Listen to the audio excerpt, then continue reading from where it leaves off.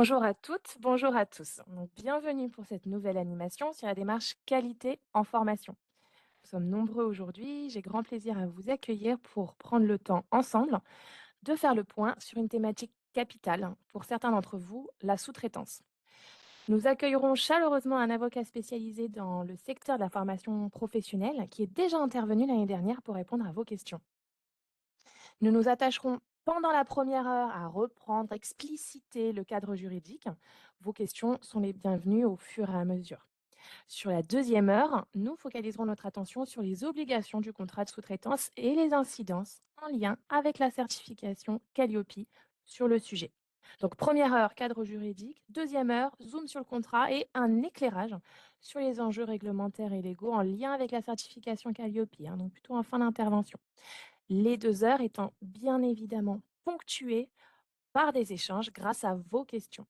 Notre intervenant pourra vous répondre avec des exemples concrets de son expérience terrain. Nous ne répondrons pas à des cas trop spécifiques, trop sur mesure, hein. On ne pourra pas aujourd'hui prendre des cas très particuliers. On essaiera de prendre un maximum de situations différentes qui peuvent voilà, se généraliser et apporter de l'éclairage à tous les organismes présents aujourd'hui. On parlera Calliope plutôt autour de l'audit de surveillance, comment se préparer efficacement à son audit de surveillance, ça plutôt en mai. Nous aurons un temps, c'est un petit peu ritualisé, hein, chaque année, on prend du temps avec, la ressource handicap formation, dispositif de l'AGFIP, pour vous, hein, au service des organismes de formation. Donc ce sera en juin. Vous avez déjà, hein, des informations disponibles sur la page référent handicap si vous en avez d'ores et déjà besoin. On aura un temps assez spécial en septembre. C'est la première fois qu'on va faire croiser ces 2 sujets, l'IA, l'intelligence artificielle et la qualité. Et on se posera ensemble la question de comment optimiser les processus qualité en formation grâce à l'intelligence artificielle. Et ça en 2 temps. Un premier temps de sensibilisation avec quelques exemples d'usage, hein, mi-septembre, pour une semaine après, prendre des études de cas et aller chercher des outils, aller tester, voir concrètement ce qu'on peut utiliser potentiellement. Et tout ça aussi pour aller plus loin, hein, pour aller plus loin aussi vers le label Certif Région si vous le souhaitez. Cette année est une année particulière pour le label, hein, avec le sujet de la responsabilité sociétale des entreprises, des organisations, qui est intégré au référentiel. Donc à partir de mai, le référentiel sur lequel se base le label intègre la notion de référent et de stratégie RSE. Et pour cela, on vous donne des moyens de travailler ce sujet. Donc, fin février, donc tout bientôt, une animation sur les outils pour se lancer dans une démarche et ensuite on ira zoomer sur le label et les exemples de preuves, les exigences du label. Partie 1, partie 2, chacun des 2 indicateurs qui évoluent sera scruté. On pourra échanger sur ces indicateurs-là pour ensuite reboucler avec les auditeurs et la région en mai 2025. Voilà pour un panel des animations sur la première partie de l'année jusqu'à septembre. Je cède avec grand plaisir la parole à notre invité, à notre intervenant, maître Laurent Riquelme. Je vous donne la main. Merci, Madame Audin. Je vais commencer par me présenter. Donc, je suis Laurent Riquelme, avocat au barreau de Paris, avec un bureau secondaire à Montpellier, en région Occitanie.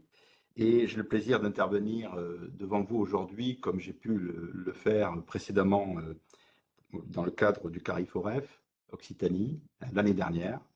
J'ai le plaisir d'intervenir aujourd'hui sur des sujets relatifs à la sous-traitance et à l'articulation des différentes modalités d'application.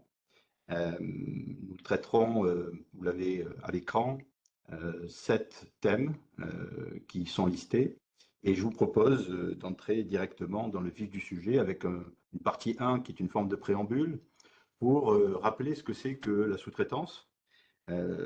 Sur le plan juridique, la sous-traitance, ça peut se définir simplement, c'est-à-dire qu'il n'y a pas de définition j'allais dire, juridique. Il n'y a pas de texte qui définit clairement la sous-traitance, mais sur le plan doctrinal, on peut considérer qu'une sous-traitance, c'est une opération par laquelle il y a un prestataire qui confie à un autre le soin d'exécuter pour lui une partie ou la totalité d'une convention ou d'un contrat de formation, donc d'une action de formation, dont le prestataire initial, qui est celui qui a conclu le marché, celui qui a le lien commercial avec le client, assume la responsabilité sur le plan économique. Cette définition, vous l'avez à l'écran, elle est très théorique. On va voir ensemble quelles sont les applications pratiques. Euh, sur le plan des définitions, pour que ce soit clair pour tout le monde, quand on examine ça avec l'œil du juriste, on distingue toujours la sous-traitance qui s'appelle celle de spécialité et celle de capacité. La sous-traitance de spécialité, c'est lorsque moi, organisme de formation, je n'ai pas une compétence donnée et je vais donc chercher un autre prestataire de formation qui a la compétence. Et la sous-traitance de capacité, c'est lorsque moi, prestataire de formation, organisme de formation, j'ai bien les compétences, mais je n'ai pas suffisamment de ressources en interne pour pouvoir répondre à une demande. Et donc, je vais avoir recours à un autre prestataire de formation pour qu'il sous-traite l'action de formation, pour qu'il réalise l'action de formation en sous-traitance. Sur le plan juridique, je ne sais pas s'il y a des juristes dans l'Assemblée, mais ceux qui le seraient vont évidemment interpréter toute la sous-traitance avec la notion de contrat d'entreprise. Sur le plan juridique, on est dans la catégorie des contrats d'entreprise, et donc ça veut dire que quand il y a une convention de formation ou un contrat de formation, il y a un contrat qui est conclu. Et ensuite, quand j'ai recours à un sous-traitant, ben, il y a un contrat d'entreprise parce que c'est un contrat d'entreprise à entreprise. Et si le sous-traitant fait lui-même appel à un autre sous-traitant, il va y avoir potentiellement une succession de contrats d'entreprise. Dans cette succession de contrats d'entreprise, au début, si j'ai une convention de formation avec une entreprise, alors la convention de formation avec une entreprise est également un contrat d'entreprise. Parce que moi, organisme de formation, je suis entreprise et je conclue une convention de formation avec une entreprise. Donc, si je sous-traite, ben, il y a deux contrats d'entreprise qui se succèdent. Alors, c'est important pour les juristes de catégoriser parce que les règles applicables en droit des contrats vont peut-être être déterminantes dans certaines situations. La notion de sous-traitance en chaîne ou en cascade, elle revient maintenant de façon plus précise dans le secteur de la formation, puisque dans certains cas, on le verra tout à l'heure, la sous-traitance en cascade est interdite, ce qui signifie qu'un sous-traitant ne peut pas lui-même sous-traiter à un autre sous-traitant. Et ce, même si le donneur d'ordre initial est d'accord pour qu'il y ait une succession en sous-traitance ou une cascade en sous-traitance. Et donc, en dépit de cet accord qui peut exister, dans certains cas, pour ne rien vous cacher, dans le cadre du CPF, la sous-traitance en cascade est interdite par les dispositions réglementaires en vigueur. Ensuite, il y a la différence entre sous-traitance et co-traitance. Alors ça, c'est très simple en pratique, même si parfois c'est confondu dans le secteur de la formation. Mais pourtant, il y a une distinction très claire. La co-traitance, c'est un schéma qui est assez rare, mais qui existe tout de même, bien sûr. La co-traitance, c'est le cas où il y a deux prestataires qui interviennent et chacun facture le client final pour une partie de formation. Alors que dans la sous-traitance, ce n'est pas le cas. Dans la sous-traitance, moi, je suis donneur d'ordre, j'ai conclu un contrat, une convention de formation avec mon client entreprise, par exemple, et je délivre une formation, je vais facturer mon client entreprise et mon sous-traitant va me facturer à moi, il ne va pas facturer mon client. Donc, il est bien mon sous-traitant. En revanche, si mon partenaire qui réalise la formation à mes côtés ou à ma place, s'il venait à facturer directement mon client, dans ce cas, ce ne serait plus un sous-traitant, ce serait un co-traitant. Voilà, c'est plutôt le lien, j'allais dire, de facturation qui est souvent l'indice qui permet de qualifier de sous-traitance ou de co-traitance. Ensuite, il y a une distinction à opérer, et là, elle est beaucoup plus délicate en pratique, c'est la différence entre la sous-traitance telle qu'on l'entend sur le plan juridique et la fausse sous-traitance. La fausse sous-traitance, elle a plusieurs visages, c'est un véritable kaléidoscope sur le plan juridique, mais malheureusement, dans le secteur de la formation, il y a eu et il y a encore beaucoup de schémas de fausse sous-traitance. Alors bien sûr, les autorités de contrôle ne le relèvent pas toujours parce que ils sont souvent, les autorités de contrôle sont souvent dans une posture de contrôle administratif et non pas de qualification juridique. Mais c'est vrai que derrière certains des reproches qui sont formulés par les autorités de contrôle, il y a aussi le sujet de la fausse sous-traitance qui vient s'inviter dans les échanges parce que la fausse sous-traitance, c'est l'hypothèse où j'ai un partenariat avec un autre prestataire de formation qui est celui qui a lui-même les liens avec le client. J'ai un prestataire B, je suis le prestataire A, je suis l'organisme de formation, j'ai un partenaire qui est lui aussi prestataire de formation, il s'appelle B. Il a vendu lui-même des formations à ses propres clients, mais il demande à ses clients de passer par moi pour contracter parce que lui ne veut pas se charger de tout ce qui est administratif, suivi comptable et autres. Et donc, il demande à ses clients de contracter avec moi et du coup, il devient mon sous-traitant.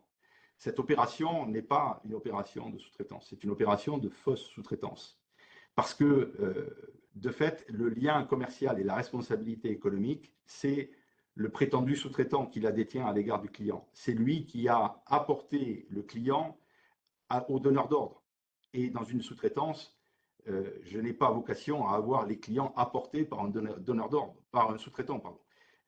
Le sous-traitant, il réalise une prestation de formation en sous-traitance sur la base d'une prestation que j'ai moi-même commercialisée prestataire A.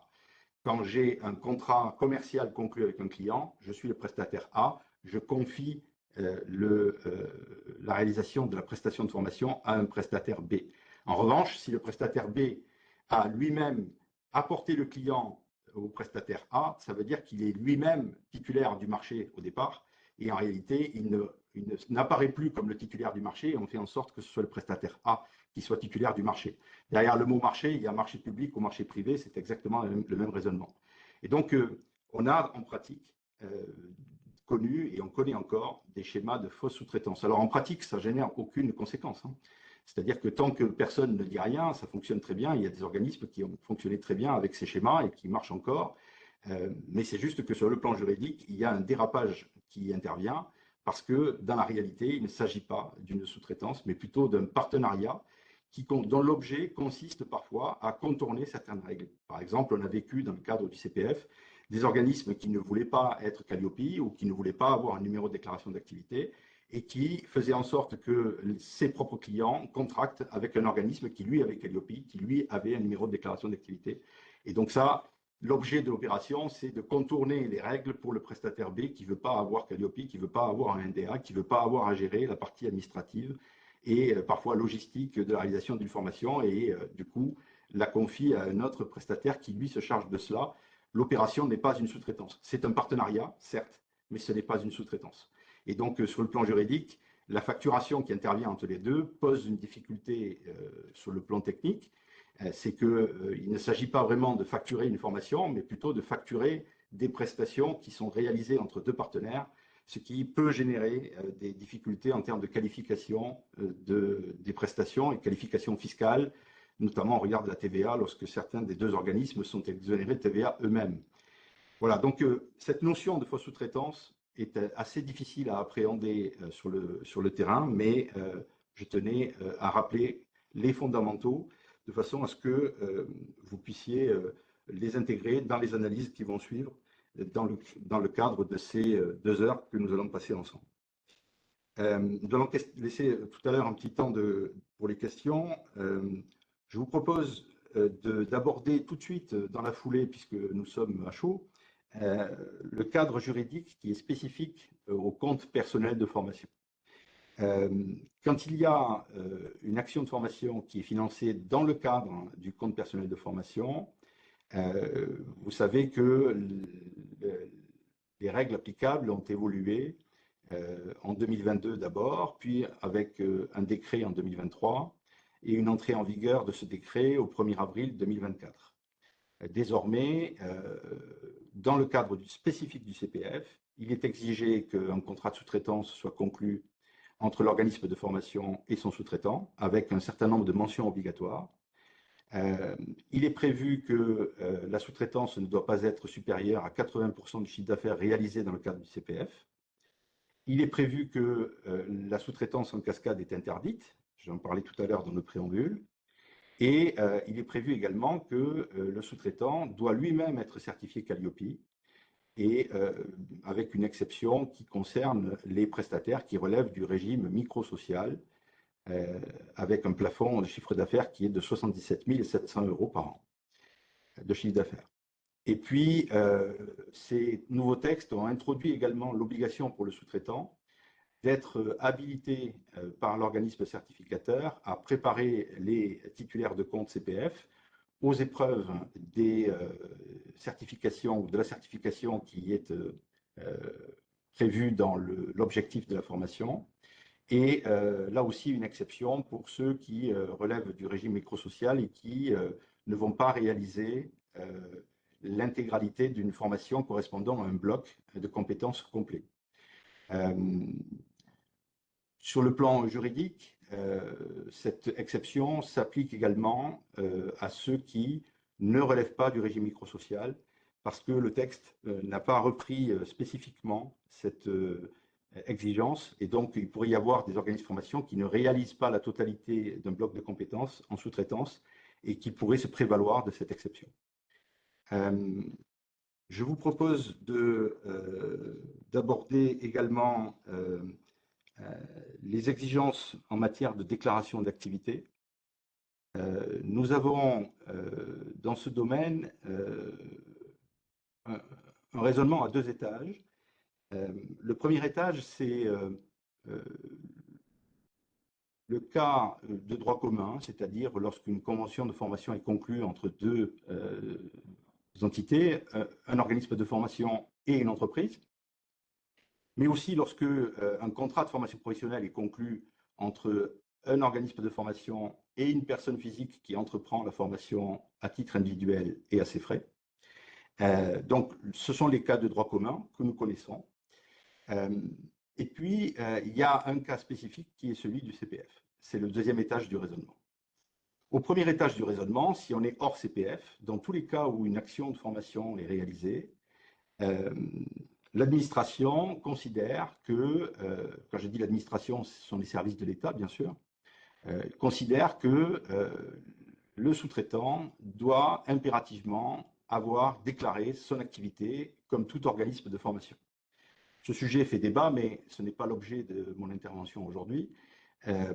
Mais sur le plan juridique, en termes de conseil, il est donc recommandé à tous les organismes de formation de se plier à cette exigence, même si des tribunaux ont été saisis sur ces sujets et que nous attendons qu'ils statuent sur ce débat, sur le point de savoir si les sous-traitants doivent ou pas impérativement déclarer leur activité. Dans l'attente de ces décisions qui sont à venir, les procédures sont longues, on le sait, eh bien, il est bien sûr conseillé aux organismes de formation de faire en sorte que tous les sous-traitants, quel que soit le cas de figure, aient déclaré leur activité, et donc ils justifient d'un numéro de déclaration d'activité. Au deuxième étage du raisonnement, lorsqu'on est dans le cadre spécifique du CPF, il y a ici un texte clair qui indique que le sous-traitant doit avoir un numéro de déclaration d'activité.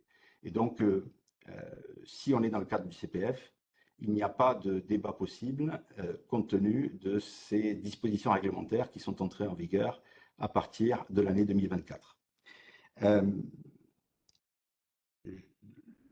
La déclaration d'activité, si elle est réalisée par le sous-traitant, elle pose une difficulté technique qui est de savoir quelle est la première convention ou le premier contrat de formation qu'il va produire à l'appui de sa déclaration d'activité.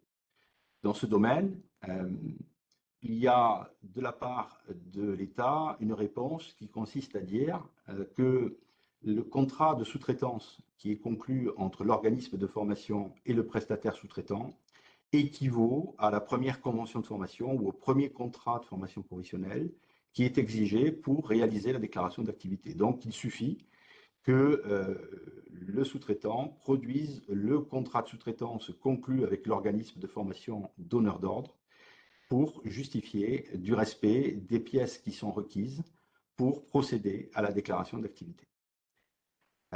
En pratique, ce sujet de la déclaration d'activité des sous-traitants fait couler beaucoup d'encre et génère beaucoup de difficultés parce qu'il y a des hypothèses où ce n'est pas si simple d'avoir tous les sous-traitants qui ont un numéro de déclaration d'activité.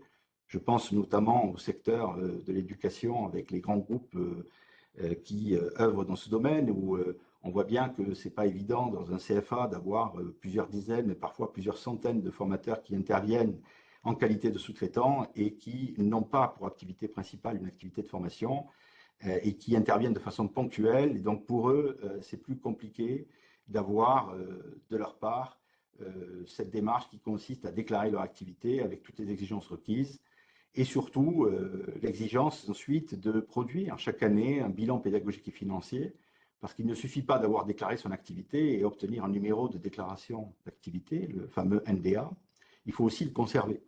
Et pour le conserver, il faut chaque année transmettre un bilan pédagogique et financier avant la date limite du 31 mai, qui est parfois repoussée, mais la date limite normale, c'est le 31 mai de chaque année pour l'exercice qui est clos précédemment dans le cadre de l'exercice comptable. Et donc, en droit, la difficulté, c'est que le défaut de production de ce bilan pédagogique et financier entraîne la caducité du numéro de déclaration d'activité, qui conduit normalement l'administration régionale, en l'occurrence la DRET, à enregistrer cette caducité, c'est-à-dire à faire en sorte que le numéro ne produise plus d'effet. Donc, il ne suffit pas qu'un formateur puisse justifier d'un numéro de déclaration d'activité, encore faut-il s'assurer qu'il l'a bien conservé et qu'il a bien procédé à la déclaration du bilan pédagogique et financier. Les sanctions qui s'appliquent lorsqu'il n'y a pas de déclaration d'activité du sous-traitant, c'est un sujet assez sensible à l'heure actuelle parce qu'on voit des pratiques de contrôle qui sont très différentes d'une administration régionale à l'autre et parfois même à l'intérieur d'une même administration régionale. Il existe 3 types de sanctions à ma connaissance dans les pratiques de contrôle que je constate lorsque je traite les contrôles DRETS. La première sanction, c'est celle de l'annulation de la déclaration d'activité de l'organisme donneur d'ordre. C'est une sanction qui revient assez souvent et qui est assez contestable sur le plan juridique parce que nous ne sommes pas spécifiquement dans le non-respect des règles applicables pour justifier de la déclaration d'activité au sein de l'organisme donneur d'ordre. Et donc, il y a souvent des problèmes de légalité des décisions administratives sur ce registre. Deuxième type de sanction, l'administration DRETS peut nous dire, écoutez, vous avez réalisé une formation avec un sous-traitant qui n'avait pas de numéro de déclaration d'activité, par conséquent, vous remboursez les fonds de la formation professionnelle que vous avez perçus avec l'action de formation qui a été réalisée par ce sous-traitant qui n'était pas déclaré. Là aussi, ça fait parfois, ça provoque parfois des conséquences financières assez importantes. Et bien sûr, il y a un sujet qui est très contesté sur le plan juridique parce que le seul cas où l'administration peut solliciter le remboursement des sommes perçues, c'est lorsque l'organisme ne justifie pas suffisamment de la réalisation de l'action de formation et non pas lorsque le sous-traitant n'est pas lui-même déclaré. Alors bien sûr, cela n'enlève rien à la recommandation générale qui consiste à faire en sorte que tous les organismes soient vigilants sur cette question de la déclaration d'activité des sous-traitants. Mais ce thème de la sanction doit être abordé parce que certains organismes sont sanctionnés à l'occasion des contrôles DRETS. Et donc, il faut pouvoir aussi, à ce moment-là, remettre le débat au centre et montrer que cette sanction ne remplit pas les critères de légalité compte tenu des dispositions qui encadrent ce type de sanction. Et enfin, le troisième type de sanction, c'est l'administration DRETS qui peut également nous dire, en cumul avec les 2 sanctions précédentes, peut nous dire, écoutez, voilà, vous avez utilisé les fonds de la formation professionnelle pour payer des factures des prestataires sous-traitants. Ces factures, en réalité, vous les avez financées avec des fonds de la formation professionnelle, et donc vous devez payer au Trésor public une somme équivalente à cette dépense qui est considérée comme étant rejetée sur le plan juridique. Ce rejet de dépenses entraîne un paiement au Trésor public d'une somme équivalente à la dépense rejetée. Et ce, avec solidarité de droit sur le patrimoine personnel du dirigeant. Donc, c'est une situation qui est souvent critiquée, qui est souvent mal vécue par les organismes qui sont sanctionnés sur ce registre-là, surtout que dans certains cas, elle se cumule avec la sanction précédente, et donc ça fait une sorte de double sanction qui est assez indigeste. Donc, compte tenu de la nature de ces sanctions, il faut effectivement veiller à ce que tous les prestataires sous-traitants soient titulaires d'un numéro de déclaration d'activité au moment où l'on contracte avec eux, au moment où l'on travaille avec eux. Et je rappelle qu'il ne suffit pas d'avoir un numéro de déclaration d'activité au début, il faut aussi le garder. Et donc, il faut s'assurer que les sous-traitants ont bien gardé le numéro de déclaration d'activité. Il existe maintenant une base de données qui est consultable sur Internet qui permet d'aller voir les organismes qui sont déclarés. Alors la question, c'est que cette liste n'est pas toujours mise à jour de façon régulière. Et il y a aussi le fait que certaines DRET mettent du temps à constater les caducités de numéro de déclaration d'activité. Voilà pour ces explications sur les exigences concernant les sous-traitants, à la fois dans le cadre CPF, mais aussi en dehors du cadre CPF. Sur le numéro de déclaration d'activité, justement, il y avait cette question, vous avez répondu et éclairé sur: faut-il redemander chaque année aux sous-traitants un document justifiant que le NDA est toujours à jour? Le problème, c'est qu'il n'y a pas de document qui justifie qu'il est toujours à jour. D'où C'est la là tout. question: comment connaître l'état de validité? Et vous avez Ouais. cité donc l'annuaire des entreprises, c'est bien ça? Alors, il y a une liste des organismes de formation qui est en principe à jour du 31 décembre de l'année précédente. Il suffit de taper sur n'importe quel moteur de recherche liste des organismes de formation, Ah. liste publique des organismes de formation. Et on tombe sur un énorme tableau Excel qui est téléchargeable.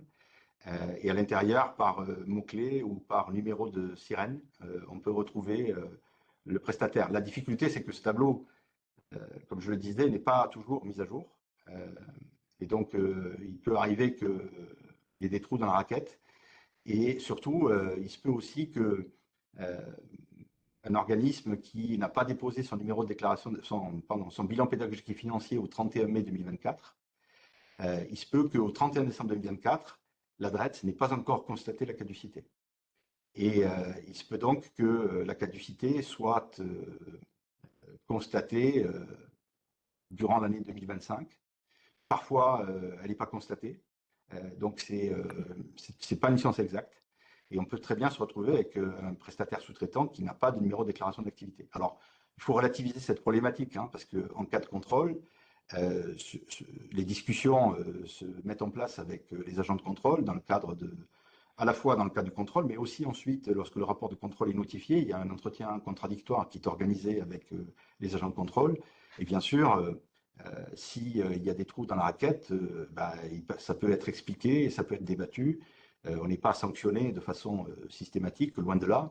Il y a des mesures de discernement qui sont mises en place en fonction des situations dans lesquelles on se place. Mais ce qu'il ne faut effectivement surtout pas envisager à l'occasion d'un contrôle, c'est d'expliquer à l'administration que on n'est pas d'accord avec le fait que les sous-traitants doivent avoir un numéro de déclaration d'activité parce que c'est inaudible pour l'administration tant que les tribunaux n'auront pas tranché ces sujets, on est obligé de se plier à cette exigence. OK. Est-ce que vous utilisez, le site internet annuaire-entreprise.data.gouv.fr pour, constater, le numéro de déclaration d'activité? Je ne sais plus si ça s'appelle comme ça, je crois que c'est liste OK. publique des organismes de formation. Alors tout à fait. Alors il existe cette liste publique, depuis longtemps. Aujourd'hui, c'est vrai qu'elle est un petit peu moins accessible, je trouve, pour ma part. Il faut Mm. vraiment aller, creuser, aller chercher le fichier qui est très lourd à saisir. Et effectivement, dans le chat a été mis, ce lien vers l'annuaire, des entreprises. Donc c'est data.gouv.fr, hein. C'est plutôt un moteur de recherche, c'est-à-dire qu'on va pas pouvoir extraire une liste. Par contre, on va pouvoir rechercher, l'organisme, donc par le sirène, par exemple, par le nom, avec, des filtres. Et effectivement, il y a des onglets indiquant le numéro NDA, la date du dernier BPF et s'il y a la certification à date. Donc ça peut vous permettre d'avoir cette information donc à jour à partir de du fichier. Et c'est un endroit où c'est un moteur de recherche. Donc, hein, ce n'est pas la liste que vous pointez. Donc, il y a deux endroits où il est possible d'avoir l'information. Ok, superbe. Ça, c'était pour numéro NDA. Donc, on va revenir un petit peu en arrière, plutôt dans la partie 1, il y a, des questions encore sur la co-traitance, la sous-traitance. Hop, je remonte dans vos questions. Ah, merci de les avoir indiquées. Un client d'un prestataire de formation peut-il refuser la sous-traitance en cascade? Si oui, comment le formaliserait-il? Dans le cadre de la conclusion de la convention de formation ou du contrat de formation, selon que c'est une entreprise ou une personne physique qui entreprend la formation sur ses deniers personnels. OK. Toujours dans la sous-traitance en cascade, en dehors des actions financées par le CPF, est-ce que vous avez connaissance, d'autres, situations où la sous-traitance en cascade est interdite? Oui, au cas par cas dans les marchés publics, heu, lorsque, certains, acheteurs publics, mettent dans les différentes exigences posées, dans le cahier des clauses particulières, peuvent être amenés à justifier, d'une exigence sur, l'absence de sous-traitance en cascade parce que l'acheteur public veut maîtriser, quelle est la nature de la prestation réalisée et la sous-traitance en cascade peut être créer une forme d'opacité sur la façon dont la prestation est ensuite exécutée. OK. On revient sur la co-traitance. Ne doit-il pas y avoir un mandataire en cas de co-traitance?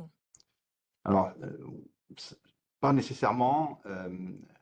Les schémas de les schémas de co-traitance où il y a le mandataire, c'est lorsque il y a plusieurs opérateurs qui répondent à un marché public. C'est souvent dans ce cadre-là qu'on le Oui. rencontre. Et l'acheteur public exige que tous les co-traitants soient représentés par un seul mandataire, de façon à ce que pour l'acheteur public, il n'y ait qu'un interlocuteur et pas X prestataires de formation. Mais ça n'enlève rien à la qualification de co-traitance dans ce cas de figure. Mais en pratique, il peut aussi y avoir des co-traitances très simples dans le secteur privé, enfin dans des marchés privés, pardon, où pour le compte d'un client, il y a deux prestataires qui interviennent en même temps, ou successivement pour une même action de formation ou pour une même prestation. Et dans ce cadre-là, ils vont chacun d'eux facturer le client final. Et donc là, on n'est pas dans une sous-traitance, mais bien dans une co-traitance, parce que chacun d'eux a un lien juridique direct avec le client. OK, on revient sur la sous-traitance en cascade avec cette question. Qu'encourent les organismes de formation qui pratiquent la sous-traitance en cascade pour une formation financée par le CPF, hormis le déréférencement? Vous pouvez reformuler, s'il vous plaît? Oui. Quel est le risque? Quelles sont les conséquences pour un organisme de formation qui pratique la sous-traitance en cascade dans le cadre du CPF? Quelles seraient, les autres conséquences que le déréférencement de la formation pour le dispositif CPF? Euh, À ma connaissance, il n'y a pas d'autre sanction que le déréférencement pour l'hypothèse où je ne respecte pas la règle sur l'interdiction de la sous-traitance en cascade. Vous n'avez pas eu de cas, Non, voilà, pour l'instant, la Caisse des vous dépôts n'avez et pas connaissance consignations, d'autres, non, non, je n'ai, OK. pourtant c'est mon quotidien, mais je n'ai pas à mon niveau connaissance de contrôle qui aurait d'ores et déjà constaté le non-respect de cette règle. Pourtant, j'en vois un certain nombre et pour l'instant, on n'est pas là-dessus. Les contrôles de la Caisse des dépôts portent sur bien d'autres sujets. OK. Donc de nouvelles questions sont apparues. Tac. Je pense qu'on revient un peu sur le sujet, du NDA. Si le sous-traitant est nouveau, c'est le premier contrat de sous-traitance qui est examiné pour la demande de NDA. Comment peut-on faire dans ce cas-là, s'il vous plaît? Alors, je ne suis pas sûre de bien comprendre la question. Est-ce que vous l'avez comprise? Bah, Si le si, sous-traitant est nouveau, c'est le premier contrat de sous-traitance qui est examiné pour la demande de NDA. Comment peut-on faire dans ce cas-là? bah, il va utiliser Comment son contrat de Oui, sous-traitance pour c'est ça. réaliser sa déclaration d'activité. Et l'administration va considérer que ce contrat de sous-traitance équivaut à la première convention de formation ou au premier contrat de formation professionnelle. Alors c'est une fiction, hein, parce qu'en réalité, pour le prestataire, il ne s'agit pas nécessairement d'un premier contrat de sous-traitance.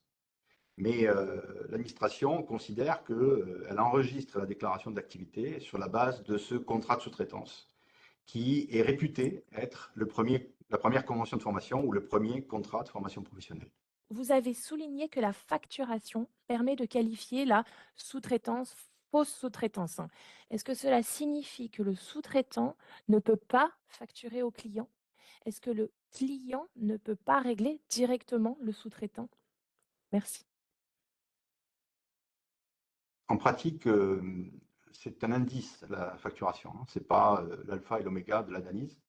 Mais il est vrai que lorsque un prestataire de formation va facturer un client final, s'il est réputé être sous-traitant, il a un lien direct avec le client. Et donc, s'il a un lien direct avec le client, il ne se trouve plus en position de sous-traitance. Alors après, il peut y avoir des schémas plus complexes. Il se peut que ce soit un véritable contrat de sous-traitance. Avec l'accord du client, le client paye directement le sous-traitant. Mais ça suppose là un schéma un peu plus complexe qui consisterait à faire en sorte que le client valide le schéma de sous-traitance dans le cadre de la convention de formation qui est conclue avec lui et que dans cette convention de formation, il s'engage à payer directement le sous-traitant pour une partie ou la totalité de l'action qui est réalisée selon le volume qui est sous-traité. Ok, là on va revenir dans le cadre des obligations CPF. Une question précise, si des experts techniques interviennent avec le formateur, est-ce que ces experts sont soumis aux obligations CPF? Euh, Malheureusement, en droit, c'est toujours un peu psychorigide, c'est-à-dire que c'est souvent tout blanc ou tout noir, c'est jamais gris clair ou gris foncé, on a du mal à nuancer. Euh, Malheureusement, c'est comme ça. Et donc, si vous voulez, la notion d'expert, ça n'existe pas sur le plan juridique. Dans une action de formation, il y a un formateur et c'est tout. Il n'y a pas d'autres prestataires qui interviennent. Si d'autres prestataires interviennent, ils devront être qualifiés de formateurs et s'ils ne le sont pas, ça générera probablement une anomalie en cas de contrôle. Euh, alors je conçois que cette réponse ne soit pas satisfaisante pour nombre d'entre vous parce qu'il y en a certains qui organisent de façon très pertinente l'action de formation en faisant intervenir à un moment donné une personne qui n'est pas nécessairement formateur et qui va faire part de son expérience. Mais malheureusement, sur le plan juridique, c'est extrêmement fermé comme sujet. Et vous n'aurez pas d'autre choix, si vous ne voulez pas avoir trop de problèmes à l'occasion d'un contrôle, que de qualifier cet expert de formateur et donc de lui appliquer le régime du formateur, même s'il intervient de façon très ponctuelle dans l'action de formation. Ok, merci. On va encore prendre trois petites questions qui seront de la reformulation, je pense, pour celle-ci en tout cas. Hors CPF, si l'OF donneur d'ordre a un NDA, est-ce que le sous-traitant est obligé d'avoir également un NDA? Euh, le début de la question, c'était dans quelle hypothèse? Hors CPF. Hors CPF. Voilà, hors Euh, CPF, hors obligation CPF, on reprend le cas général. Si l'organisme de formation donneur d'ordre a un numéro de déclaration d'activité, est-ce que le sous-traitant est obligé d'avoir également un numéro de déclaration d'activité? eh bien, si on écoute les exigences de l'administration, la réponse est oui, point d'exclamation.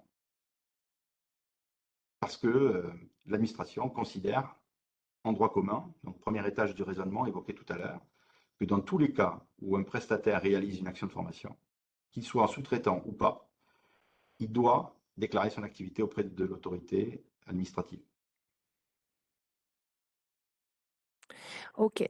Pour toutes les questions, hein, je disais portage, Calliope ou contrat de sous-traitance, on les prendra dans la deuxième partie de l'animation d'aujourd'hui. Donc là, deux questions précises.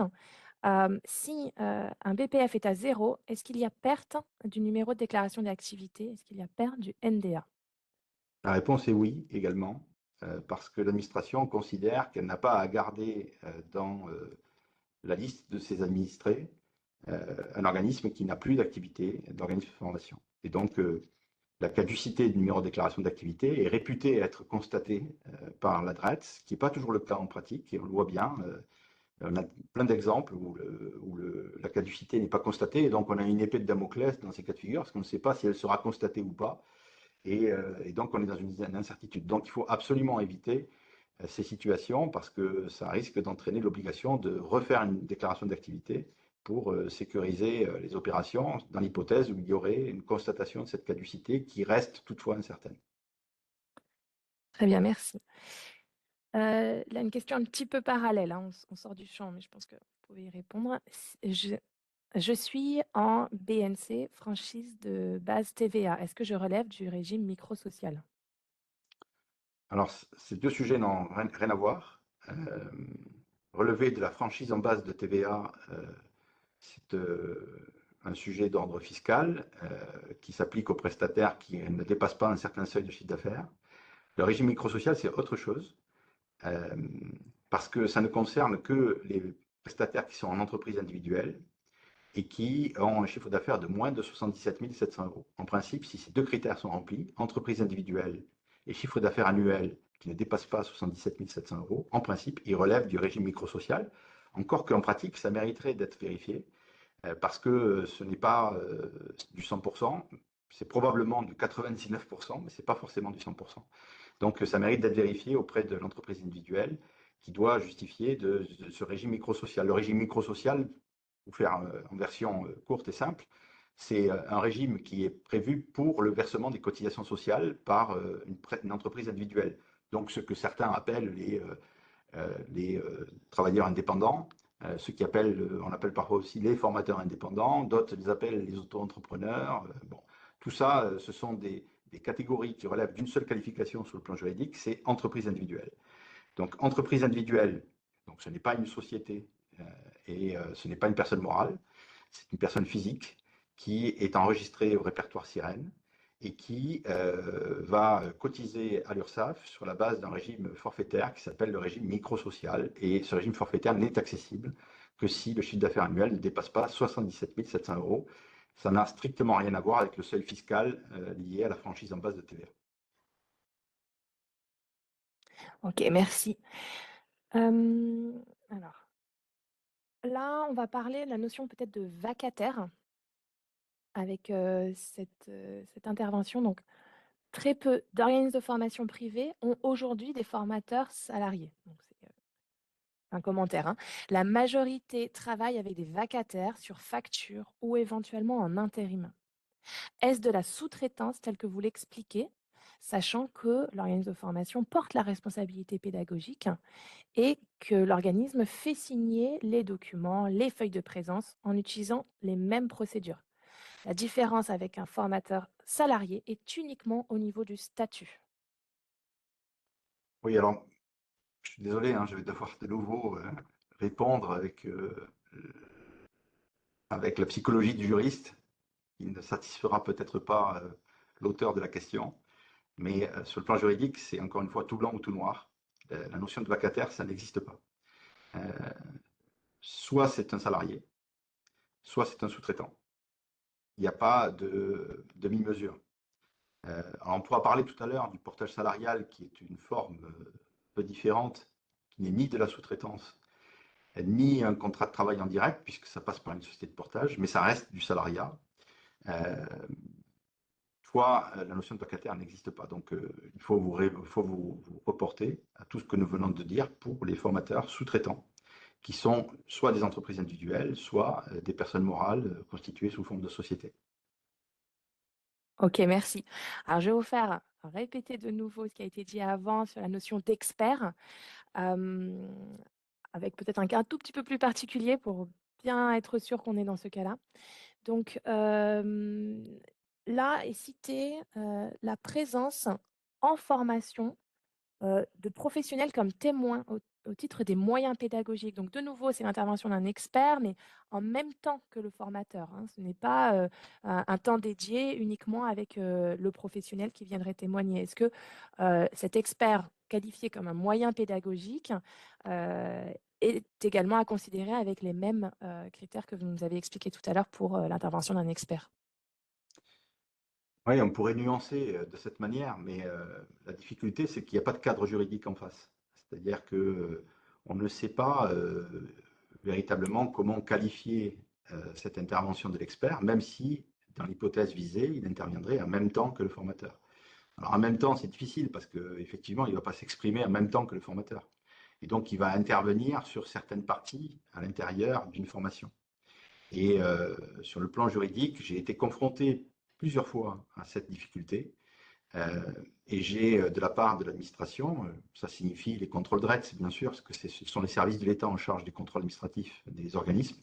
Et cette notion d'expert, on a du mal à la faire avaler à l'occasion de ces contrôles. Alors parfois, ça fonctionne lorsque ça ne représente pas des volumes significatifs et lorsque on constate qu'il y a une vraie pertinence dans l'articulation. Mais il faut faire attention, il faut consommer ça avec modération parce que il y a, vous le savez, des organismes qui cherchent à contourner les règles applicables aux formateurs en considérant que le formateur n'est pas formateur mais qu'il est expert. Et donc, ça conduit à des situations qui peuvent être très critiquées à l'occasion de contrôle. Ok. Peut-on avoir 100% des intervenants extérieurs en sous-traitance? Euh, Alors oui, la question c'est est-ce que oui, peut-on peut-être que Isabelle Dano peut nous préciser. Est-ce que c'est uniquement avoir des intervenants et qu'ils soient en sous-traitance, ne pas avoir de salariés formateurs par exemple, ou est-ce que c'est chaque intervenant extérieur qui a 100% en sous-traitance chez soi dans sa propre structure? Peut-être répondre à cette deuxième question. Si j'ai un sous-traitant, c'est un organisme de formation, un sous-traitant dont je suis le seul donneur d'ordre, est-ce que ça ne pose pas de problème? D'être le seul donneur d'ordre d'un organisme en sous-traitance. la seule difficulté qui pourrait surgir dans cette hypothèse, c'est celle relative à la rupture des relations d'affaires. Lorsque le sous-traitant est dépendant économiquement de l'organisme de formation avec qui il travaille, dépendant à 100% dans la question qui est posée, euh, c'est un problème de droit commercial et non pas un problème de droit de la formation professionnelle ou de droit social comme le pensent nombre d'opérateurs. C'est un problème de droit commercial, c'est-à-dire que j'ai un lien d'affaires et ce lien d'affaires, si un jour il est rompu, ben, le prestataire qui était économiquement dépendant de moi, il peut effectivement chercher à engager ma responsabilité au motif que la décision de rupture que j'ai pu prendre lui cause un préjudice au regard de la dépendance économique qui a été instaurée au fil du temps dans le cadre de ce lien d'affaires. Et donc ça se résout en dommages et intérêts lorsque l'organisme donneur d'ordre n'a pas pris suffisamment de précautions en termes de délai de prévenance et en termes de modalités de rupture à l'égard de ce prestataire sous-traitant qui est économiquement dépendant. Nous reparlerons tout à l'heure de cette dépendance économique dans le cadre de la requalification des contrats de sous-traitance en contrat de travail, mais ça n'est pas, contrairement à ce qu'imaginent beaucoup d'opérateurs, un sujet qui est prioritaire, en tout cas qui est pris en priorité dans l'analyse en droit social. Ok, alors je vais voir si on peut prendre encore une question et puis effectivement les autres questions par rapport aux intervenants extérieurs. La personne a précisé que c'était un organisme de formation qui a tous ses formateurs extérieurs, c'est-à-dire aucun formateur salarié, par exemple. C'était ce cas-là. Est-ce que vous souhaitez le prendre maintenant ou Oui, peut-être c'est dans la très deuxième simple, bien partie? sûr. Oui. Oui, c'est très simple. Sur le plan juridique, rien ne l'interdit. Je peux avoir que des sous-traitants, sauf dans le cadre du CPF, parce que là, je dois justifier que je n'ai pas dépassé le plafond de 80% de sous-traitance en CPF, enfin dans le cadre d'actions de formation financées par le CPF. Ok. On a de nouveau les questions sur vacataires, etc. On prendra ça dans la partie suivante, hein, je crois que c'est la partie 6. Une dernière question, peut-être sur le BPF. Euh, Bonjour, est-ce que l'on peut demander aux formateurs sous-traitants de nous faire une attestation sur l'honneur qui indique qu'ils ont rempli leur BPF avant le 31 mai 2024 pour être, entre guillemets, couverts en cas de contrôle, que leur BPF n'était pas à zéro s'ils l'ont rempli? Je pense que ça ne sert pas à grand-chose, si ce n'est d'essayer de jeter un peu de poudre aux yeux, mais si l'intéressé n'a pas de numéro de déclaration d'activité parce qu'il y a une caducité qui a été constatée, ça ne changera rien au problème. C'est-à-dire qu'il y aura eu caducité et il aura raconté n'importe quoi dans son attestation et, euh, et ça ne fera pas avancer le problème. C'est-à-dire que en pratique, ces attestations, elles peuvent aussi conduire à constater que elles sont de complaisance. Et donc, la fiabilité de ces attestations est souvent mise en doute par les agents de contrôle. Donc, il ne faut pas trop augmenter les exigences et les paperasses, les complications administratives, parce qu'il y en a déjà suffisamment. Il faut juste essayer de s'assurer qu'ils ont bien un numéro de déclaration d'activité et en ayant un faisceau d'indices, c'est-à-dire le fait qu'ils soient dans la liste en question Et à partir de là, si jamais il avait perdu son numéro entre-temps, à l'occasion du contrôle, vous pourrez bien entendu expliquer qu'il figurait sur la liste, que vous aviez vérifié, et l'administration en tiendra compte, bien sûr, dans le cadre de son appréciation.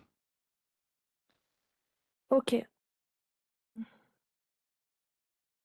Alors là, je vois une question un petit peu différente. Peut-être on prendre celle-là avant d'aller sur les parties suivantes. On observe aussi le développement de la sous-traitance pour d'autres fonctions que l'intervention pédagogique. L'organisme de formation n'a aucun salarié. La coordination, l'ingénierie formation, l'ingénierie administrative et financière sont ainsi assurés par des sous-traitants.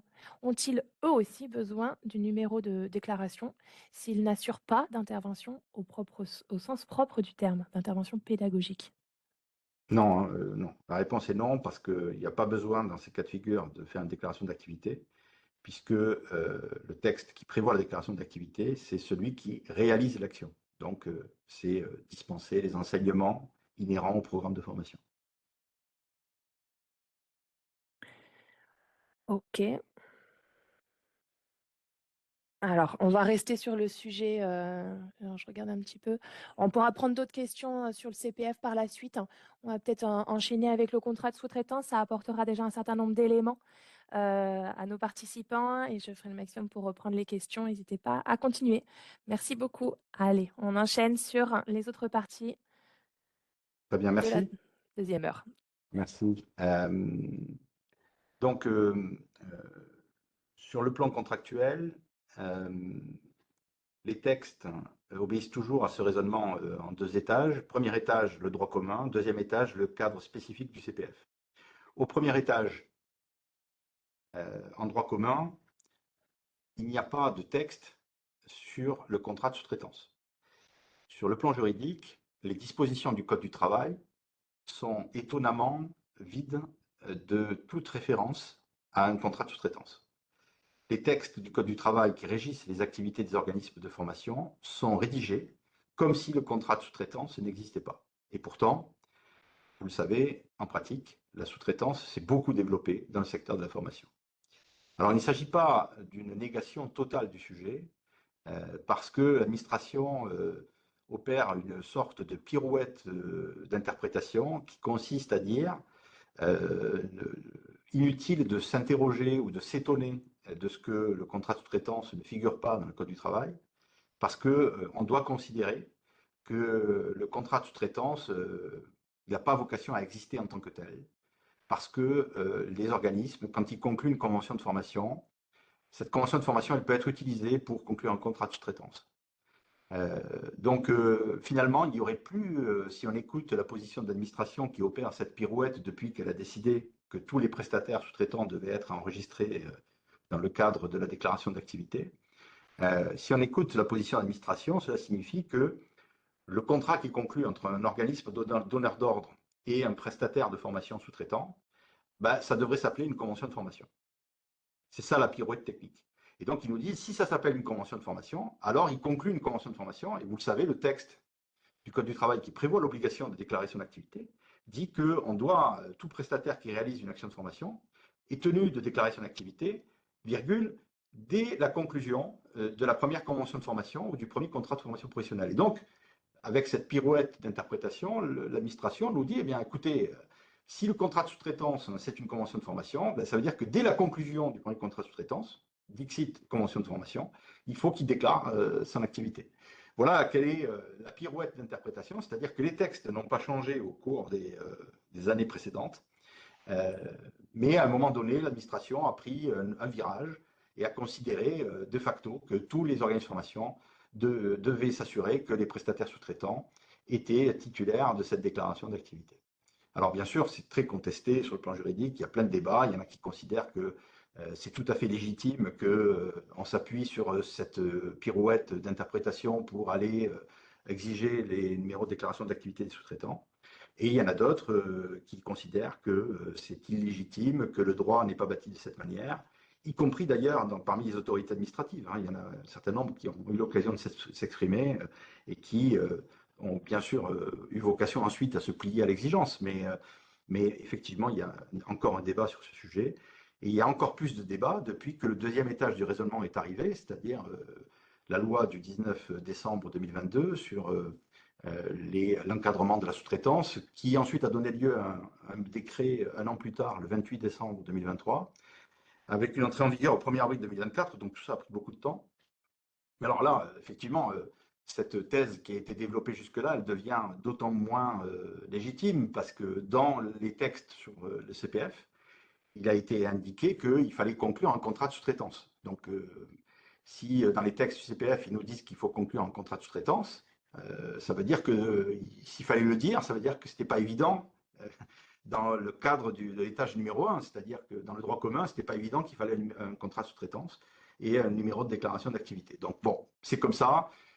Il faut donc retenir que dans tous les cas de figure, le numéro de déclaration d'activité est exigé. Il est exigé d'autant plus fortement dans le cadre du CPF parce que là, il y a un texte qui est extrêmement clair qui dit que le sous-traitant doit avoir un numéro de déclaration d'activité. Et dans le cas du CPF, il y a un texte extrêmement clair qui dit qu'il faut qu'il y ait un contrat de sous-traitance conclu entre l'organisme donneur d'ordre et le prestataire sous-traitant. Et le texte du CPF va plus loin puisqu'il indique quelles sont les mentions obligatoires dans ce contrat de sous-traitance que vous avez à l'écran. Et donc, dans chaque contrat de sous-traitance, il faut retrouver ça. Alors, ça ne va pas sans poser de problème, bien sûr, parce qu'en pratique, je vois bien la difficulté qu'ont beaucoup d'organismes de formation à mettre en œuvre cette exigence. Parce que, vous le voyez, comme toute exigence sur un contenu de formation, sur la description de la durée, du prix, de la période de réalisation, ça veut dire que je ne peux plus faire ce qu'ont rencontré par le passé des contrats de sous-traitance qui en réalité ne sont que des contrats qui encadrent la sous-traitance de façon générale, ce qu'on appelle parfois des contrats cadres, qui sont finalement assez creux parce qu'ils disent qu'on travaille, on travaille ensemble, parce qu'on a un partenariat donneur d'ordre sous-traitant. On appelle ça, certains appellent ça le contrat de sous-traitance cadre. Et puis, à l'intérieur de ce contrat, ben, on dit que globalement, on travaille ensemble, on dit globalement à quel prix on va travailler, on dit globalement quel type de formation va être réalisée, mais il n'y a pas de description précise de chaque action de formation qui est réalisée ensuite. Et cela se fait ensuite dans le cadre potentiellement de, de bons de commande qui peuvent être utilisés par les parties ou d'autres documents, des devis, ou parfois même certains où il n'y a que la facture du sous-traitant pour chaque prestation qui s'inscrit dans le cadre de ce contrat général. Bon, toutes ces pratiques aujourd'hui ne sont plus possibles parce que cette exigence qui est encore plus forte dans le cadre du CPF montre qu'on doit mentionner dans chaque contrat de sous-traitance l'ensemble des modalités concernant chaque action de formation réalisée. Donc ça veut dire qu'au lieu d'avoir un contrat de sous-traitance annuel, comme on le voyait parfois dans le secteur, aujourd'hui, il faut X contrats de sous-traitance à chaque fois qu'il y a une action de formation qui est réalisée parce que ce contrat doit comporter ces mentions précises. Et ce que nous disons là dans le cadre spécifique du CPF vaut également dans le cadre du droit commun au premier étage. Puisque dans le cadre du droit commun, je le rappelle, l'administration considère que le contrat de sous-traitance est en réalité une convention de formation. Et si je dis que c'est une convention de formation, ben, il faut mettre dans la convention de formation toutes les mentions qui sont habituellement requises dans une convention de formation, c'est-à-dire la période de réalisation, le prix, le contenu de formation, etc. Et donc, on se retrouve exactement dans la même problématique. Alors, bien sûr, ce que je suis en train de dire là, je suis tout à fait conscient que dans le secteur des organismes de formation, cette règle n'est pas encore bien appliquée parce que beaucoup d'organismes que je vois dans le cadre de mes activités me montrent leur pratique et je vois bien que ce n'est pas intégré pour nombre d'entre eux. Je ne dirais pas que c'est une majorité, mais j'hésite un peu, vous voyez. Donc, on est dans le cadre d'une exigence forte sur la contractualisation dont il faut prendre conscience lorsqu'on recourt à un sous-traitant. Alors, après, il faut aussi relativiser ce que je suis en train de dire là, puisque dans la pratique des contrôles, à ce jour, je n'ai pas encore rencontré d'hypothèse spécifique au CPF où la caisse des dépôts, voire même la DRETS, nous aurait dit bon, il y a eu des contrats de sous-traitance qui ont été conclus depuis que le décret du 28 décembre 2023 est entré en vigueur, c'est-à-dire depuis le 1er avril 2024. Je n'ai pas encore vu de contrôle où on nous dit, regardez, les contrats de sous-traitance, on constate que les mentions ne sont pas respectées. Mais c'est presque normal que nous ne l'ayons pas eu, puisque la règle est entrée en vigueur le 1er avril 2024. À l'échelle des contrôles, c'est une règle assez récente. Et on sait très bien que dans les pratiques de contrôle, c'est souvent a posteriori que les contrôles interviennent et donc il est probable que ce sujet vienne s'inviter dans les doctrines de contrôle potentiellement en 2025, 2026 et au-delà. En dehors du CPF, dans les pratiques de contrôle, il est souvent reproché aux organismes de ne pas présenter un contrat de sous-traitance. Alors, derrière le mot contrat de sous-traitance, il y a le mot de convention de formation, puisque l'administration est censée, si on écoute le ministère du Travail, l'administration de contrôle est censée assimiler le contrat de sous-traitance à une convention de formation. Et donc, il est assez souvent reproché de ne pas avoir de contrat ou de convention conclue avec le sous-traitant, lorsque, effectivement, l'administration est amenée à constater qu'il n'y a que des factures de sous-traitants dans les justificatifs. Alors, en pratique, il n'y a pas vraiment de sanctions attachées à cela au premier étage du raisonnement dans le droit commun, mais ça fait partie des reproches qu'on voit dans le cadre des rapports de contrôle. Si on allait plus loin, je dirais que l'administration pourrait quand même sanctionner, si elle le souhaitait, en considérant qu'on a violé l'obligation de conclure une convention de formation, puisqu'elle est censée assimiler le contrat de sous-traitance, encore une fois, à une convention de formation. Voilà pour ces explications sur les aspects contractuels. Je pense qu'on va prendre une minute pour les quelques Oui, questions, pour bien rester compris. focus sur le contrat, convention, le contrat de sous-traitance ou la convention de formation. Alors, pour de nouveau répéter, hein, le contrat avec un sous-traitant doit-il s'appeler contrat de sous-traitance ou peut-il s'appeler contrat de prestation de service? On a plusieurs questions autour de quid des contrats de prestation de service. Oui, c'est une question qui revient souvent. Merci de l'avoir posée. Pour le juriste, cette qualification est un peu indifférente parce que, si vous voulez, le contrat de prestation de service, c'est la même chose qu'un contrat de sous-traitance. Pour vous la faire en version claire, je vais prendre un exemple. Moi, je suis avocat. Si demain, j'ai recours à un prestataire de service qui va installer chez moi un nouveau logiciel, comme il ne fait pas partie de mon métier, mais que c'est un prestataire de service qui apporte une compétence extérieure qui a strictement rien à voir avec ce que je facture habituellement à mes clients, c'est-à-dire des honoraires d'avocat, dans ce cas de figure, on va considérer que c'est un contrat de prestation de service. En revanche, si demain, moi, avocat, ou vous, organisme de formation, on confie à une prestation de service à quelqu'un qui va intervenir dans le cadre de notre métier, c'est-à-dire que vous, organisme de formation, vous confiez à un autre prestataire de formation une prestation de service qu'il va réaliser. Dans ce cas, ça s'appelle une prestation de service en sous-traitance. Donc, pour faire clair, dans ce cas de figure où un organisme confie à un autre la réalisation d'une prestation de formation, ça pourrait s'appeler un contrat de prestation de service en sous-traitance. Alors, on peut raccourcir et dire que c'est un contrat de sous-traitance. Mais ce n'est pas faux non plus de dire que c'est un contrat de prestation de service. En fait, c'est complètement indifférent.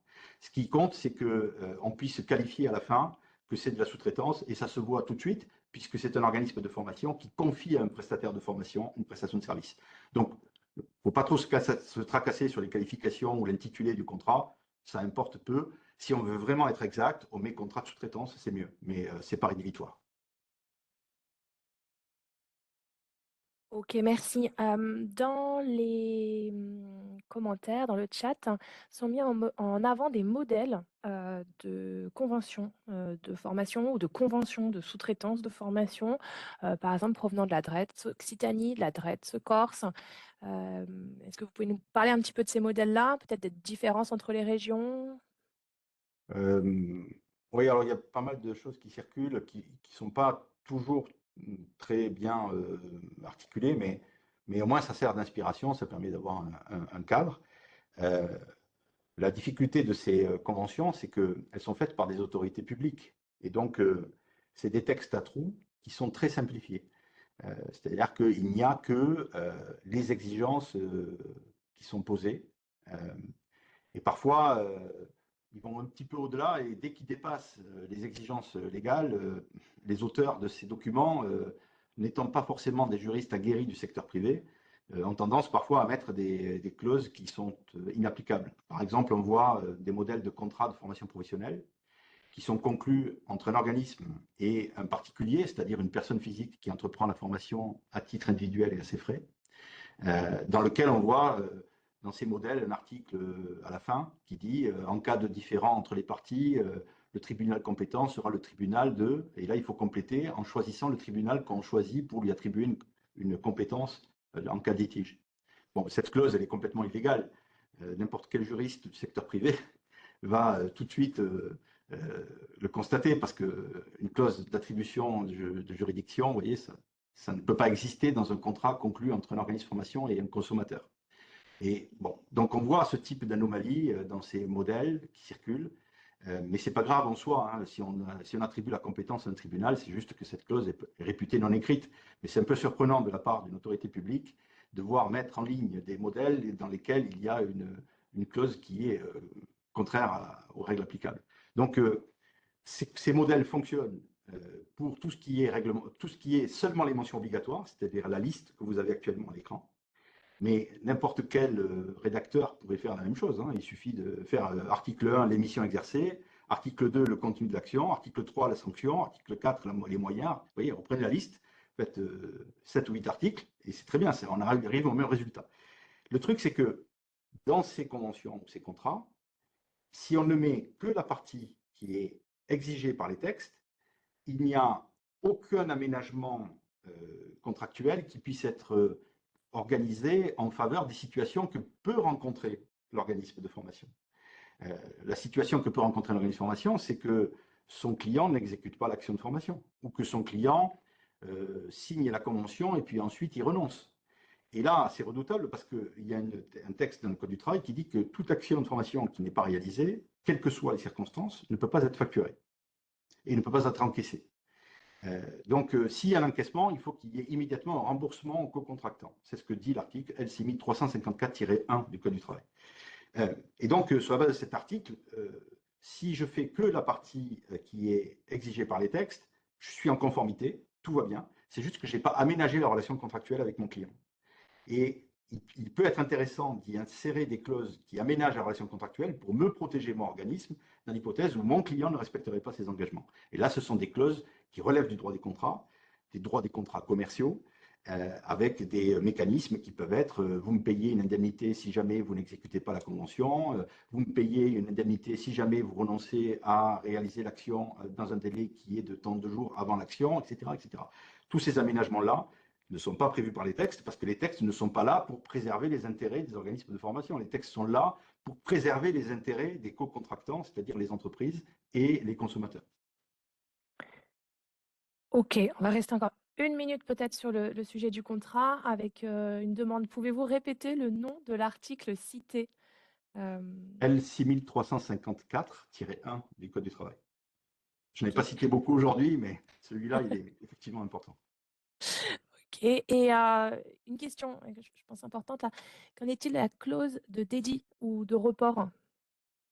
Ça fait Euh, partie de ces éléments de réflexion voilà, peut-être? ça fait partie de ces aménagements contractuels qui ne sont pas du tout imposés par les textes, hein, mais qu'un organisme peut intégrer dans la convention qu'il conclut avec une entreprise, ou même qu'il conclut avec un particulier. Alors, il y a quelques spécificités liées au droit de la consommation lorsque je conclue avec un particulier, parce que là, il y a une protection qui est ce qu'on appelle le droit consumériste qui protège le consommateur. Donc, il y a quelques particularités techniques, juridiques dont il faut tenir compte. Mais, euh, mais là, les aménagements contractuels, je le répète, hein, là, ça relève du droit des contrats commerciaux. Ça suppose bien sûr de connaître les mécanismes afférents à la formation professionnelle, notamment le fameux article L6354-1, qui dit, attention, hein, toute heure de formation ou toute prestation de formation, je le répète, qui n'est pas réalisée, ne peut pas être facturée. Donc, il ne peut pas être question de mentionner dans une convention, comme je le vois parfois, toute inexécution de la formation sera due, ou en cas d'absence, la formation sera due. Tout ça, c'est complètement contraire à l'article L 354-1, et donc c'est réputé non écrit sur le plan juridique. Alors, c'est réputé non écrit, tant que personne ne soulève le problème, ça peut marcher. Mais si jamais il y a un contrôle de l'adresse ou un litige direct avec le client, c'est un élément qui peut être effectivement mis en lumière. Ok, là peut-être pour clarifier encore un petit peu, une question sur convention contrat. Doit-on donc faire une convention plus un contrat de sous-traitance à chaque action de formation? Alors, il y a une convention de formation conclue avec le client, hein. L'entreprise cliente peut conclure une convention de formation, enfin, doit conclure une convention de formation avec l'organisme de formation. Et l'organisme de formation, s'il sous-traite l'action auprès d'un sous-traitant, il va conclure avec le sous-traitant un contrat de sous-traitance. Et ce contrat de sous-traitance, il est réputé être une convention de formation si on écoute ce que nous dit l'administration. Ce n'est pas ce que disent les textes, mais c'est ce que nous dit l'administration. Et donc, comme l'administration le dit, on se plie à la qualification administrative. OK, merci. Je pense qu'on va avancer sur, la présentation. On aura de toute façon des questions à la fin de l'animation si on a du temps. Merci à vous. Merci. Euh, Nous arrivons maintenant à une présentation assez rapide, mais j'espère efficace, sur les clauses spécifiques que l'on peut retrouver au sein d'un contrat de sous-traitance. Je me suis inspiré des questions qui me sont souvent posées. Euh, alors d'abord, bien sûr, le sujet des clauses obligatoires, on l'a déjà vu, hein, c'est que comme c'est censé être analysé comme une convention de formation, bah, pour conclure un contrat de sous-traitance, c'est la même chose qu'une convention de formation, donc on reprend les mêmes mentions qu'une convention de formation. Autant reprendre le modèle existant au sein de l'organisme et de l'appliquer en l'intitulant contrat de sous-traitance si on veut, mais on pourrait aussi l'intituler convention de formation. Ça serait analysé comme un contrat de sous-traitance en cas de contrôle. Euh, et ensuite, les clauses facultatives, ben ça, c'est tous les aménagements contractuels qui peuvent être intégrés. C'est-à-dire qu'on est au-delà de ce que prévoit la loi. Encore une fois, la loi n'est pas là pour préserver les intérêts des organismes ni des sous-traitants. Donc, si les deux parties, organismes donneurs d'ordre et sous-traitants, veulent aménager leurs relations d'affaires, ben, ils peuvent prévoir un certain nombre de mentions, notamment sur un certain nombre de clauses, pardon, sur la cession des droits d'auteur, sur la protection des droits d'auteur, sur l'engagement de non-sollicitation de clientèle, qui est parfois appelé non-concurrence, et sur des clauses pénales si l'une des deux parties ne respecte pas ses engagements. Alors je vais reprendre rapidement ces quelques exemples qui sont les plus fréquents. La cession des droits d'auteur. La question se pose lorsque le donneur d'ordre confie au sous-traitant non seulement la réalisation d'une prestation de formation, mais aussi la fourniture ou la communication ou la diffusion de supports pédagogiques ou de créations pédagogiques ou d'exercices pédagogiques qui sont créés par le sous-traitant. Dans ce cas de figure, le sous-traitant est aussi auteur du point de vue du droit d'auteur, du droit de propriété intellectuelle. Et dans cette hypothèse, bien sûr, si l'organisme donneur d'ordre est amené à diffuser auprès des stagiaires, auprès des clients, les éléments qui sont fournis par le sous-traitant et qui sont issus de sa création, dans ce cas, la question de savoir s'il faut organiser une session de droit d'auteur se pose. Et bien sûr, il est préférable de l'organiser à l'avance, c'est-à-dire se mettre d'accord avec le sous-traitant sur la façon dont on va opérer cette cession des droits d'auteur. Dans les droits d'auteur, il y a notamment le droit de diffusion, il y a le droit d'exploitation. Et ces droits-là, ben, ils peuvent être accordés par l'auteur, c'est-à-dire le sous-traitant, auprès du donneur d'ordre, en lui disant, écoutez, non seulement je réalise une formation pour vous, mais en plus je vous autorise à diffuser les supports auprès des stagiaires, à exploiter ces supports et à faire en sorte qu'ils fassent partie de la prestation de formation que vous allez facturer à votre client. Cette diffusion, cette communication, cette exploitation, ben, elle est censée être autorisée par le sous-traitant. Alors c'est mieux quand c'est écrit, et c'est mieux aussi de dire si cette session s'opère à titre gratuit ou à titre onéreux. Parce que si c'est à titre onéreux, bah, il faut pouvoir dire quel est le montant de cette cession des droits d'auteur en termes de répercussions financières. Alors certains vont dire, bah, écoutez, on considère que c'est compris dans le prix de la prestation, mais c'est mieux en l'écrivant parce que si on ne l'écrit pas, c'est pas réputé être inclus dans le prix de la prestation, et ça voudrait dire que le sous-traitant pourrait exiger d'être rémunéré au titre de ses droits d'auteur qu'il a cédés implicitement auprès de l'organisme sans avoir indiqué qu'ils étaient à titre gratuit. Donc il pourrait y avoir un litige. Alors en pratique, ça arrive très rarement, mais voilà, c'est un sujet qu'il faut effectivement pouvoir prendre en compte. Ensuite, la protection des droits d'auteur, ça c'est plus vu du côté de celui qui est l'auteur. C'est pas celui qui exploite, c'est celui qui est l'auteur. Donc, si je veux protéger les droits d'auteur, j'ai intérêt, moi, organisme donneur d'ordre, ou moi, organisme sous-traitant, j'ai intérêt à insérer dans le contrat de sous-traitance qui va être conclu, j'ai intérêt à insérer peut-être des éléments pour rappeler que je vais fournir tel et tel élément de ma création sur le plan pédagogique et que ces éléments sont protégés par le droit d'auteur. C'est mieux de le rappeler parce que si ce n'est pas rappelé, ça pourrait être interprété comme n'étant pas protégé par les droits d'auteur.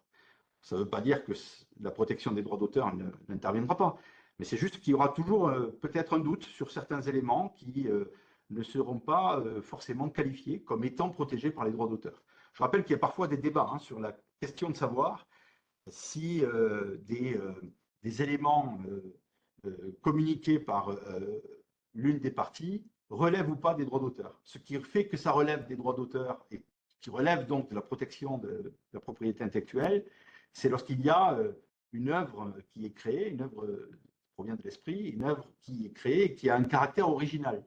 Donc, en clair, ça veut dire que si ce qui est produit n'a pas de caractère original, ce n'est pas protégé par les droits d'auteur. Qu'est-ce qui fait que c'est un caractère original? C'est que c'est un élément de la création. Donc, il ne faut pas trop, à mon avis, essayer de distinguer ce qui est original de ce qui ne l'est pas, parce que dans la plupart des cas, les tribunaux considèrent que l'originalité est constatée à partir du moment où il y a une production pédagogique sur un exercice ou sur une façon de présenter le cours ou de présenter la formation. Donc, en pratique, dans le secteur de la formation, on aura dans la plupart des cas la qualification de la création d'une œuvre originale, à caractère original. Voilà pour ces explications sur la protection des droits d'auteur. J'en viens au troisième exemple, qui est l'engagement de non-sollicitation de clientèle. Alors certains l'appellent la clause de non-concurrence. Moi, j'aime pas trop ce mot parce que la clause de non-concurrence, c'est plutôt relatif à un contrat de travail. Et quand on est en sous-traitance, par définition, ça n'est pas vocation à être un contrat de travail. Donc, il vaut mieux ne pas utiliser le vocabulaire d'un contrat de travail. Mais ce n'est pas non plus faux de mentionner clause de non-concurrence. Moi, je préfère engagement de non-sollicitation de clientèle parce que c'est un vocabulaire qui est propre au droit commercial. Et comme j'ai une relation commerciale de client à fournisseur avec mon sous-traitant, c'est mieux d'utiliser ce vocabulaire si je dois l'insérer dans un contrat de sous-traitance pour dire, bien écoutez, voilà, je suis donneur d'ordre, vous êtes sous-traitant, vous allez travailler en lien avec mon client, vous vous engagez à ne pas solliciter mon client directement pendant un délai donné. Il faut toujours fixer un délai parce que les engagements éternels n'existent pas et ils sont du coup remis en cause dans leur validité sur le plan juridique. Donc il faut toujours qu'il y ait une durée. Mais je peux dire dans un contrat, écoutez, voilà, le sous-traitant s'engage à ne pas solliciter le client avec lequel il sera mis en relation ou les clients avec lesquels il sera mis en relation grâce à l'organisme donneur d'ordre et voire même peut-être à ne pas travailler avec lui, non pas seulement ne pas le solliciter, mais aussi de ne pas travailler avec lui pendant un certain délai qui peut être de 2 ans, de 3 ans, de 4 ans, peut-être plus. Ça, c'est un choix qui est fait par les parties. Et contrairement à la clause de non-concurrence qui existe dans un contrat de travail, ici, il n'y a pas de contrepartie financière qui est imposée par la loi, puisque la loi n'encadre pas ces sujets qui relèvent du droit commercial.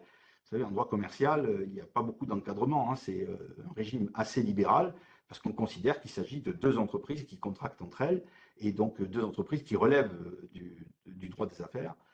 Et chacune est censée prendre ses dispositions pour négocier au mieux la relation d'affaires établie dans le cadre de cette relation commerciale. Ensuite, la clause pénale. La clause pénale, c'est celle qui prévoit une pénalité.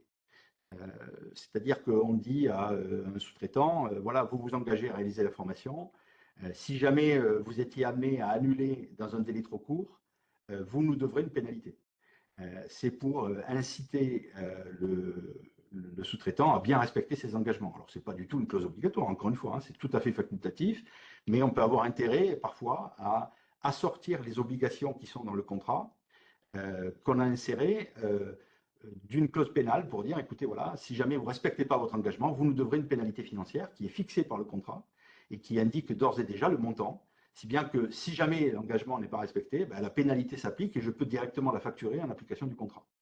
Alors bien sûr, les juristes rappellent toujours que ces pénalités financières sont sous le contrôle du juge, c'est-à-dire que s'il y a un litige, le juge peut être amené à nuancer cette pénalité, C'est-à-dire qu'il peut dire je la réduis parce que je considère qu'elle est un peu disproportionnée par rapport au dommage que vous subissez, parce que la clause pénale, elle est là en réalité avec une vocation indemnitaire, c'est-à-dire qu'elle vient réparer un dommage qu'a subi celui qui se prévaut de la pénalité.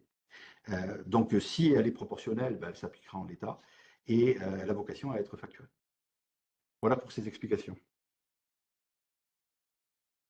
Ok, merci beaucoup. Ça a déployé quelques questions dans le chat qu'on va prendre rapidement avant d'aller sur les parties suivantes. Alors, on revient d'après votre expérience. Est-ce que vous auriez un bon délai à indiquer pour fixer le non-démarchage, la non-sollicitation de clientèle? Vous avez cité plusieurs années. Est-ce que dans la pratique, vous voyez En pratique, c'est deux une ans. durée La plupart des 2 cas, ans? c'est 2 ans. Ouais. Ok. Là, on revient sur... alors, un petit instant. Alors, on va prendre sur de nouveau la clause d'engagement de non-sollicitation. Alors, dans la clause d'engagement de non-sollicitation, est-ce qu'elle s'applique, ne s'applique-t-elle que sur l'activité objet du contrat de sous-traitance? Exemple, formateur et consultant, les missions d'accompagnement non mentionnées dans le contrat de sous-traitance sont-elles soumises à la clause d'engagement de non-sollicitation? Oui, Est-ce on que fait ce qu'on la... veut. On fait ce qu'on veut. Là, on est dans le Ok, droit commercial pur, c'est très libéral, c'est la liberté contractuelle. ok, super. On revient sur la notion de propriété intellectuelle. Est-ce que mentionner que les cours doivent être déposés sur la plateforme pédagogique pour les apprenants équivaut à un accord de cession des droits d'auteur? Oui, une partie des droits d'auteur. Mais oui, certes, va y avoir une diffusion. Et donc, il faut que l'auteur de ce document à vocation pédagogique autorise la diffusion auprès des étudiants qui sont liés, enfin des étudiants, des stagiaires, je dirais, puisque là on est dans le champ de la formation professionnelle, des stagiaires qui sont contractuellement liés à l'organisme de formation. Ok, de manière plus large, hein, sur toutes ces clauses facultatives, ces éléments facultatifs, est-ce qu'ils peuvent être mis dans une annexe citée dans la convention? La Plutôt réponse est peut-être dans oui. la convention. Enfin, je pense que Oui, c'est la ça la réponse est oui, question. mais moi je suis vraiment amené à déconseiller très vivement la logique des annexes. Parce que dès qu'il y a des annexes, il y a potentiellement des problèmes. Une annexe, elle n'est pas forcément signée en même temps que le contrat. Elle n'est pas forcément datée. Et donc, j'ai l'impression qu'on veut mettre un annexe parfois pour essayer de ne pas mettre dans le contrat, pour ne pas compliquer le contrat, mais en fait, l'annexe, ça complique souvent. Pourtant, l'intention première, c'était de simplifier, mais pour le juriste, ça complique souvent. Donc, il faut éviter les annexes autant que possible et mettre dans le contrat les engagements pour que ce soit clairement établi et signé entre les parties.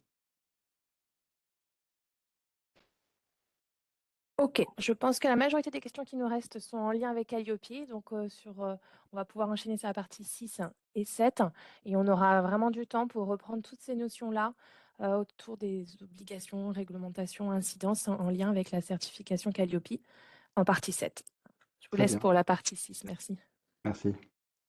Euh, alors, la partie 6, c'est un vaste sujet, mais on va le faire en version courte. Euh, c'est la notion de présomption de non-salariat et la notion de requalification en contrat de travail. C'est un sujet qui n'est pas toujours maîtrisé par les opérateurs dans le secteur de la formation. Moi, c'est un sujet qui m'inquiète toujours beaucoup parce que, évidemment, je suis juriste, mais aussi avocat, et quand je conseille des organismes de formation, ma responsabilité en qualité de conseil, c'est de le rappeler systématiquement parce que si jamais ça devait intervenir sous la forme d'une requalification, il y aurait des conséquences financières potentiellement importantes. Et donc, mon rôle, c'est toujours de veiller à ce que les opérateurs se rappellent toujours que un contrat de sous-traitance, ça ne peut pas être choisi librement. C'est-à-dire que si la réalité de la relation établie entre l'organisme donneur d'ordre et le sous-traitant ressemble à un contrat de travail, c'est pas parce que je l'ai appelé contrat de sous-traitance que l'administration ne peut pas le requalifier ensuite. Donc, il faut quand même être attentif à ces sujets. En pratique, nous constatons depuis la période Covid à peu près, il y a beaucoup moins de contrôle de la part des URSSAF sur ces sujets parce que hum, les sujets de requalification sont assez complexes en pratique et on constate qu'il y a assez peu de contrôles URSSAF qui soulèvent ces problèmes. Ça ne veut pas dire que le problème n'existe pas, hein, mais c'est vrai qu'en pratique, il y a quand même beaucoup moins de contrôles depuis plusieurs années. Ça ne veut pas dire qu'il n'y en a pas du tout, hein, mais il y a moins de contrôle. Ça se voit, ce sujet est passé un peu en arrière-plan. Ça ne veut pas dire que ça ne reviendra pas au premier plan, et donc il faut toujours être très vigilant là-dessus. Je le dis pour tous ceux qui sont amenés à réfléchir à ces notions. Je rappelle quelques principes simplement.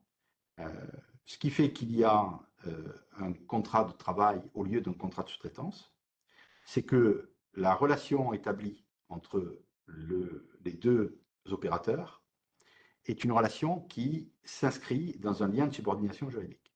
Alors, c'est quoi un lien de subordination juridique? Là, il y a une confusion qui est assez fréquente, qui consiste à dire que le lien de subordination juridique, c'est quand je travaille avec un prestataire qui est économiquement dépendant de moi. Cette réponse-là, elle est complètement erronée sur le plan juridique. La subordination juridique, ce n'est pas la subordination économique. On a deux sujets complètement distincts dans l'analyse. La subordination économique, c'est un sujet de droit commercial, c'est ce dont je parlais tout à l'heure. Alors, ça ne veut pas dire qu'on ne s'y intéresse pas en droit social, bien sûr, on s'y intéresse, mais c'est un critère qui reste quand même secondaire. Le critère principal, c'est la subordination juridique. La subordination juridique, c'est le fait de travailler avec un formateur qui va être placé sous mes directives, sous mon contrôle et potentiellement sous mon pouvoir d'organisation et de sanction. En pratique, ça veut dire quoi? En pratique, ça veut dire que si un organisme de formation travaille avec un formateur et qu'il apparaît qu'en pratique, c'est l'organisme de formation qui fournit les modalités d'intervention. C'est l'organisme de formation qui indique quel est le prix de la prestation. C'est l'organisme de formation qui va fournir le matériel. C'est l'organisme de formation ou une partie du matériel. C'est l'organisme de formation qui va potentiellement définir quels sont les supports qui doivent être utilisés. C'est l'organisme de formation qui va être amené à indiquer les horaires durant lesquels ou les dates auxquelles la formation doit se réaliser. Et c'est l'organisme de formation qui va fixer le cadre général de mise en place de cette formation. C'est l'organisme de formation qui va dire que la formation se déroule dans ses locaux, potentiellement si c'est en présentiel. Donc tous ces éléments mis bout à bout peuvent constituer un faisceau d'indices qui peut conduire à considérer en cas de contrôle ultérieur que, en réalité, cette relation de sous-traitance, elle est plus proche d'un contrat de travail que d'un contrat commercial de sous-traitance. Et donc, il peut y avoir à ce titre-là une requalification. C'est vrai que dans le secteur de la formation, je le répète, en pratique, on le voit de façon plus rare désormais. Mais encore une fois, ce n'est pas inexistant. Et les potentialités de requalification, elles existent beaucoup dans le secteur. Je le constate vraiment régulièrement. Euh, et il y a aussi des croyances. On croit que parce qu'on a conclu un contrat de sous-traitance, alors ça veut dire que les deux parties étaient d'accord et que ça ne peut pas être remis en cause. C'est faux, ça peut être remis en cause par le sous-traitant lui-même, si jamais il entre en conflit avec moi dans le cadre des relations qui interviendront dans le futur. Et donc, si il vient me demander la requalification parce qu'il veut négocier avec moi ou me mettre sous une forme d'intimidation dans un conflit qui est né entre les parties, mais ça peut venir aussi de l'URSSAF qui vient me contrôler et qui me dit, écoutez, je suis désolé, mais en fait, tout ce que vous avez payé aux prestataires, en réalité, ça aurait dû être des salaires. Et comme c'est des salaires, on va considérer que c'est la base sur laquelle vous auriez dû cotiser au régime général. Et bien sûr, comme c'est une sanction, on ne peut pas déduire les cotisations que l'intéressé a payées au régime des indépendants. Donc, ça peut entraîner des redressements au titre de cotisation sociale. Ça peut entraîner un procès-verbal au procureur de la République pour infraction de travail dissimulé, parce que je n'ai pas fait de déclaration sociale, et donc je suis assimilé à l'infraction de travail au noir. Donc il y a quand même pas mal de conséquences. Et puis il peut y avoir aussi, plus rarement certes, mais il y a aussi des contrôles d'inspection du travail. Donc c'est des sujets éminemment juridiques qui ne sont pas bien connus parce qu'il y a très peu de contrôles sur ces registres-là. Et donc finalement, ça donne moins l'impression que c'est un sujet. Et pourtant, C'est un sujet central. Alors moi, comme c'est ma responsabilité et que je suis un spécialiste du droit social, ben, je suis amené à le rappeler systématiquement en mettant toujours un bémol en disant, bon, c'est vrai qu'en pratique, on ne le voit pas trop dans les contrôles, mais attention quand même, surtout quand les situations sont évidentes. Après, en termes de conseils, pour ceux qui nous écoutent, euh, j'ai envie de dire, s'il y a un faisceau d'indices, il faudrait essayer de le réduire au maximum, hein.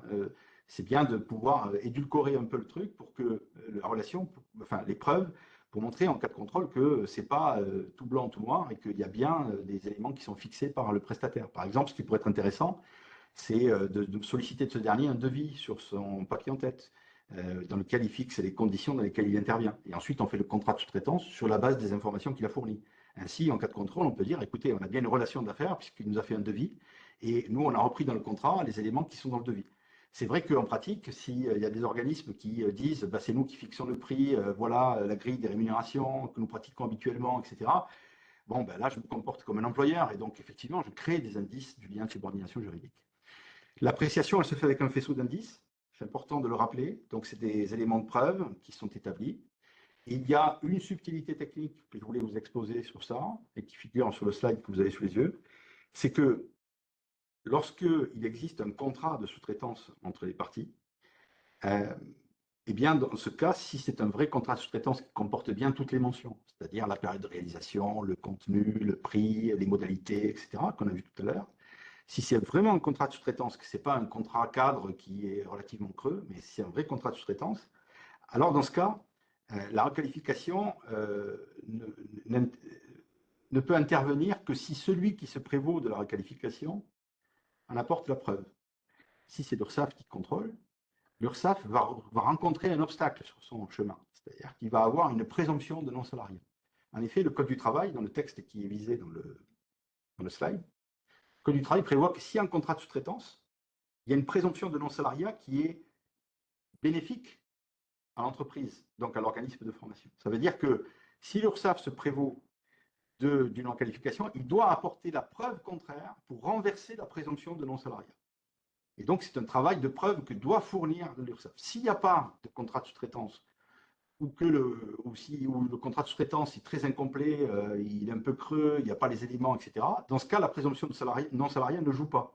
Et la charge de la preuve est partagée. Et donc, effectivement, il n'y a pas de travail de renversement de la présomption de non-salariat. Et donc, il y a une situation où l'autorité qui vient contrôler un organisme de formation peut avoir une vocation plus aisée pour opérer cette requalification. Voilà, c'est une subtilité technique que je voulais préciser s'il en est besoin d'avoir une motivation complémentaire pour faire des contrats de sous-traitance qui correspondent aux exigences qu'on a vues tout à l'heure, parce que ça protège quand même un peu d'avoir ce contrat de sous-traitance.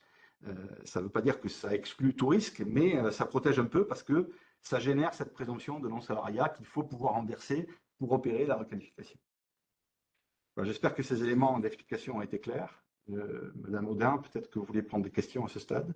Si un OF passe des annonces de recrutement de formateurs indépendants qui interviendront dans le cadre d'un contrat de sous-traitance avec un prix à la prestation déjà annoncée dans l'annonce de recrutement, cela relève-t-il donc d'une subordination juridique telle que vous l'avez expliqué? Euh, Dans ce cas de figure, il n'y a, y a pas, y a pas de requalification automatique. C'est-à-dire que, certes, là, il y a un indice qui montre que potentiellement, il y a un lien de subordination juridique, parce qu'on parle de recrutement, et on voit bien que c'est nous qui fixons le prix. Donc, il y a deux indices. Recruter, c'est pour des salariés, et deuxièmement, fixer le prix, euh, c'est un comportement d'employeur. Normalement, quand je fais appel à un fournisseur, j'attends qu'il me fournisse son prix et éventuellement, j'ai une discussion avec lui pour qu'il s'aligne sur ce que moi j'estime être le prix. Mais si je fixe le prix d'entrée de jeu, effectivement, ça met en place des critères. Alors en pratique, euh, je le répète, ce seul élément n'entraîne pas la requalification. Il faut qu'il y ait un faisceau d'indices. Donc, c'est-à-dire qu'il faut qu'il y ait d'autres éléments qui s'ajoutent à ça pour entraîner la requalification. Et après, c'est une appréciation sur quels sont les indices qui pèsent le plus pour déterminer si ça ressemble plus à un contrat de travail ou si ça ressemble plus à un contrat de sous-traitance. Et c'est une appréciation au cas par cas, sous le contrôle des tribunaux, quand ils sont saisis par ceux qui contestent l'analyse qui a été opérée. Ok, on va prendre encore une question qui, j'ai l'impression, fait des ponts entre la première partie, la nécessité de contrat de sous-traitance. Tout simplement, vous conseillez donc de réaliser un contrat de sous-traitance par action de formation. Oui, ou par paquet d'actions de formation. En fait, il faut réaliser un contrat de sous-traitance dès qu'on sait ce qu'on va sous-traiter. C'est-à-dire dès qu'on connaît l'élément crucial, c'est-à-dire quelle est la prestation ou les prestations qui vont être réalisées. Si j'ai la connaissance à l'avance de une série d'actions de formation dans le détail, avec les périodes de réalisation, le nombre d'heures, le contenu, les modalités de réalisation, etc., je peux très bien faire un contrat de sous-traitance pour toutes ces actions qui sont connues à l'avance et qui vont permettre de contracter. OK, superbe. Je pense qu'on a fait à peu près le tour, même si j'aurais encore une petite question sur ce sujet. Il y a beaucoup d'attentes sur la dernière partie sur Calliope, donc on va y aller pour que vous puissiez voilà, nous faire un éclairage hein, réglementaire, légal sur Calliope. Puis on prendra tous les sujets soulevés par vos questions au fur et à mesure. N'hésitez pas à les partager de nouveau sur le chat. Merci. Merci. Alors, les incidences Calliope dans le cadre de la sous-traitance, euh, alors tous ceux qui sont amenés à mettre le guide Calliope sur leur table de chevet connaissent parfaitement l'indicateur 27, qui est celui qui traite en premier lieu de la sous-traitance et qui fait référence au pilotage de la sous-traitance par l'organisme de formation donneur d'ordre. Et ce pilotage, bah, il est destiné à faire en sorte qu'il y ait l'assurance d'une chaîne de qualité. Ça veut dire que, en clair, le prestataire sous-traitant doit veiller à respecter certains des indicateurs qui le concernent dans la réalisation de la prestation. Et bien sûr, cela signifie aussi que le prestataire sous-traitant doit être amené à apporter ou fournir à son co-contractant donneur d'ordre des éléments qui permettent au donneur d'ordre de justifier du respect de tous les engagements pris dans le cadre du référentiel national Calliope. Donc ça fait partie potentiellement, vous voyez, des clauses qui peuvent aménager le contrat de sous-traitance, où on peut prévoir ce que le sous-traitant s'engage à fournir dans le cadre du respect des critères et des indicateurs du référentiel, et qui peut prévoir aussi quelles sont les modalités qui sont suivies par l'intéressé, le sous-traitant, pour assurer ce respect. Alors, bien sûr, ce n'est pas une obligation, encore une fois, ce n'est qu'un aménagement contractuel, mais c'est plus intéressant de le mentionner quand c'est possible pour garantir que, notamment lors des audits de qualité, de garantir qu'on a déjà mis en place des éléments sur le plan contractuel pour encadrer la relation et piloter cette chaîne de qualité. Euh, En pratique, ce que je constate, moi, en qualité d'avocat qui rencontre des organismes de formation dans mon quotidien, ce que je constate, c'est qu'il y a un peu de surinterprétation de Calliope.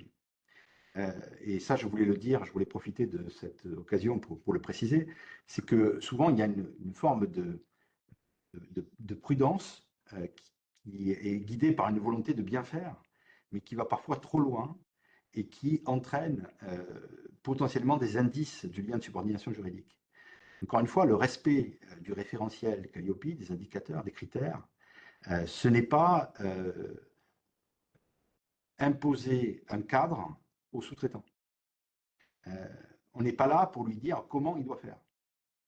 On est là pour le traiter comme un fournisseur. Et un fournisseur qui va réaliser une prestation dans le respect d'une norme qui n'est pas fixée par l'organisme donneur d'ordre, mais qui est fixée par l'État à travers le guide national Calliope, le référentiel national Calliope. Et donc, le contrat de sous-traitance, s'il doit faire référence à ça, ou même les relations entre les parties, elles doivent être guidées par cette relation de client à fournisseur. J'ai eu l'occasion, par exemple, de constater que dans certains organismes, il y a une forme de charte qui est organisée pour déterminer tout ce que doit respecter absolument le sous-traitant. Ça, c'est de la surinterprétation de Calliope qui peut avoir des conséquences en droit social parce que cette charte, si elle est rédigée comme imposant un certain nombre de cadres, imposant un certain nombre de règles à respecter, ça peut être analysé comme étant des directives qui sont données à l'intéressé. Et donc, on n'est plus dans le cadre d'un contrat de sous-traitance, mais ça ressemble beaucoup plus à un contrat de travail parce qu'on donne des directives, on contrôle l'exécution des directives, et potentiellement, on peut être amené à avoir un pouvoir d'organisation et de sanction sur l'exécution de ces directives. Et donc, on va là offrir un boulevard à la requalification de contrat de travail. Donc, il faut mesurer Calliope dans le cadre d'une relation de client à fournisseur. C'est dans ce cadre-là que ce pilotage de la chaîne qualité s'opère, dans des conditions qui sont tout à fait raisonnables et qui permettent à l'organisme donneur d'ordre d'en justifier à l'occasion d'un audit de qualité. Je voulais préciser également, même si nous n'avons pas beaucoup de temps, on répondra ensuite aux questions si vous le souhaitez, mais je voulais préciser également que dans les critères Calliope, il y a un sujet qui est très important également pour moi, parce que je le retrouve dans les contrôles DRETS, c'est le sujet de la justification des titres, diplômes, qualités et références du sous-traitant. Vous le savez, le Code du travail prévoit l'obligation, indépendamment de Calliope, de justifier des diplômes, des titres, des certificats, des qualités, des références du formateur et du lien entre ces titres, diplômes, qualités et références avec la formation qui est dispensée. Dans le cadre des contrôles, je constate que beaucoup d'organismes, contrôle DRETS, beaucoup d'organismes sont dans l'incapacité de répondre à l'exigence de fournir la copie de ces titres, diplômes, certificats, qualités, références. Parce que souvent, on se contente d'un simple curriculum vitae, un CV. Et dans le cadre Calliope, c'est souvent le seul élément qui est regardé. Je ne dis pas toujours, bien sûr, il y en a qui vont plus loin. Mais là, pour le coup, il n'y a pas de surinterprétation, il y a plutôt une sous-interprétation. Donc, vous voyez, il faut nuancer. Je recommande à tous les organismes qui nous écoutent de faire en sorte d'avoir dans leur dossier de tous les sous-traitants ou de tous les salariés. Ça peut concerner des formateurs salariés. Ça concerne aussi des formateurs salariés, ça concerne tous les formateurs en réalité, mais souvent pour les sous-traitants, c'est là où on a parfois moins d'éléments. C'est d'avoir la copie de ces titres, diplômes, références qui font écho à l'exigence Calliope. Sauf que dans les éléments de preuve dans Calliope, souvent on se contente simplement du CV, donc il faut faire attention à ce point précis. Enfin, pour terminer, portage salarial, dans l'indicateur 27, il y a pour moi une erreur de droit importante, c'est qu'on place la sous-traitance et le portage salarial au même niveau, comme si le portage salarial était de la sous-traitance. Faire attention, le portage salarial n'est pas de la sous-traitance et ne peut pas être traité comme tel. Je rappelle, le portage salarial, c'est une opération par laquelle un salarié porté est employé par une société de portage qui met en relation le salarié porté avec l'organisme pour réaliser une prestation au bénéfice de l'organisme de formation. Ce formateur, quand il est amené à réaliser la formation, il a un statut de salarié. Alors certes, il n'est pas salarié de l'organisme de formation, mais de la société de portage, mais il n'empêche qu'il a un statut de salarié. Et là, il y a pour moi, du point de vue juridique, une véritable anomalie sur la qualification qui est donnée dans l'indicateur 27 du référentiel Calliope, parce qu'on met au même niveau sous-traitance et portage salarial, alors que pour moi, ça n'a strictement rien à voir. Maintenant, bien sûr, ça n'a pas beaucoup d'incidence. Le portage salarial est pratiqué dans des conditions qui sont souvent assez bien maîtrisées par les organismes de formation, mais je tenais à le préciser pour ceux qui sont très regardants sur les qualifications adoptées dans le référentiel Calliope. Merci beaucoup pour cet éclairage, hein. On a plusieurs couches comme ça d'application réglementaire légale et pouvoir voir voilà, les interactions entre les deux. Je reviens justement à une question au tout début de l'animation. Est-ce que l'équation est bonne en disant fausse sous-traitance égale portage Calliope essentiellement? Est-ce que la majorité de la sous-traitance, fausse sous-traitance que vous avez pu constater, c'est du portage Calliope? Oui, c'est vrai qu'il y a eu beaucoup de cas de portage Calliope qui sont des cas de fausse sous-traitance, qui ne sont pas forcément qualifiés comme ça par l'administration, mais qui devraient l'être. Je milite pour qu'il y ait cette qualification qui soit mise en place.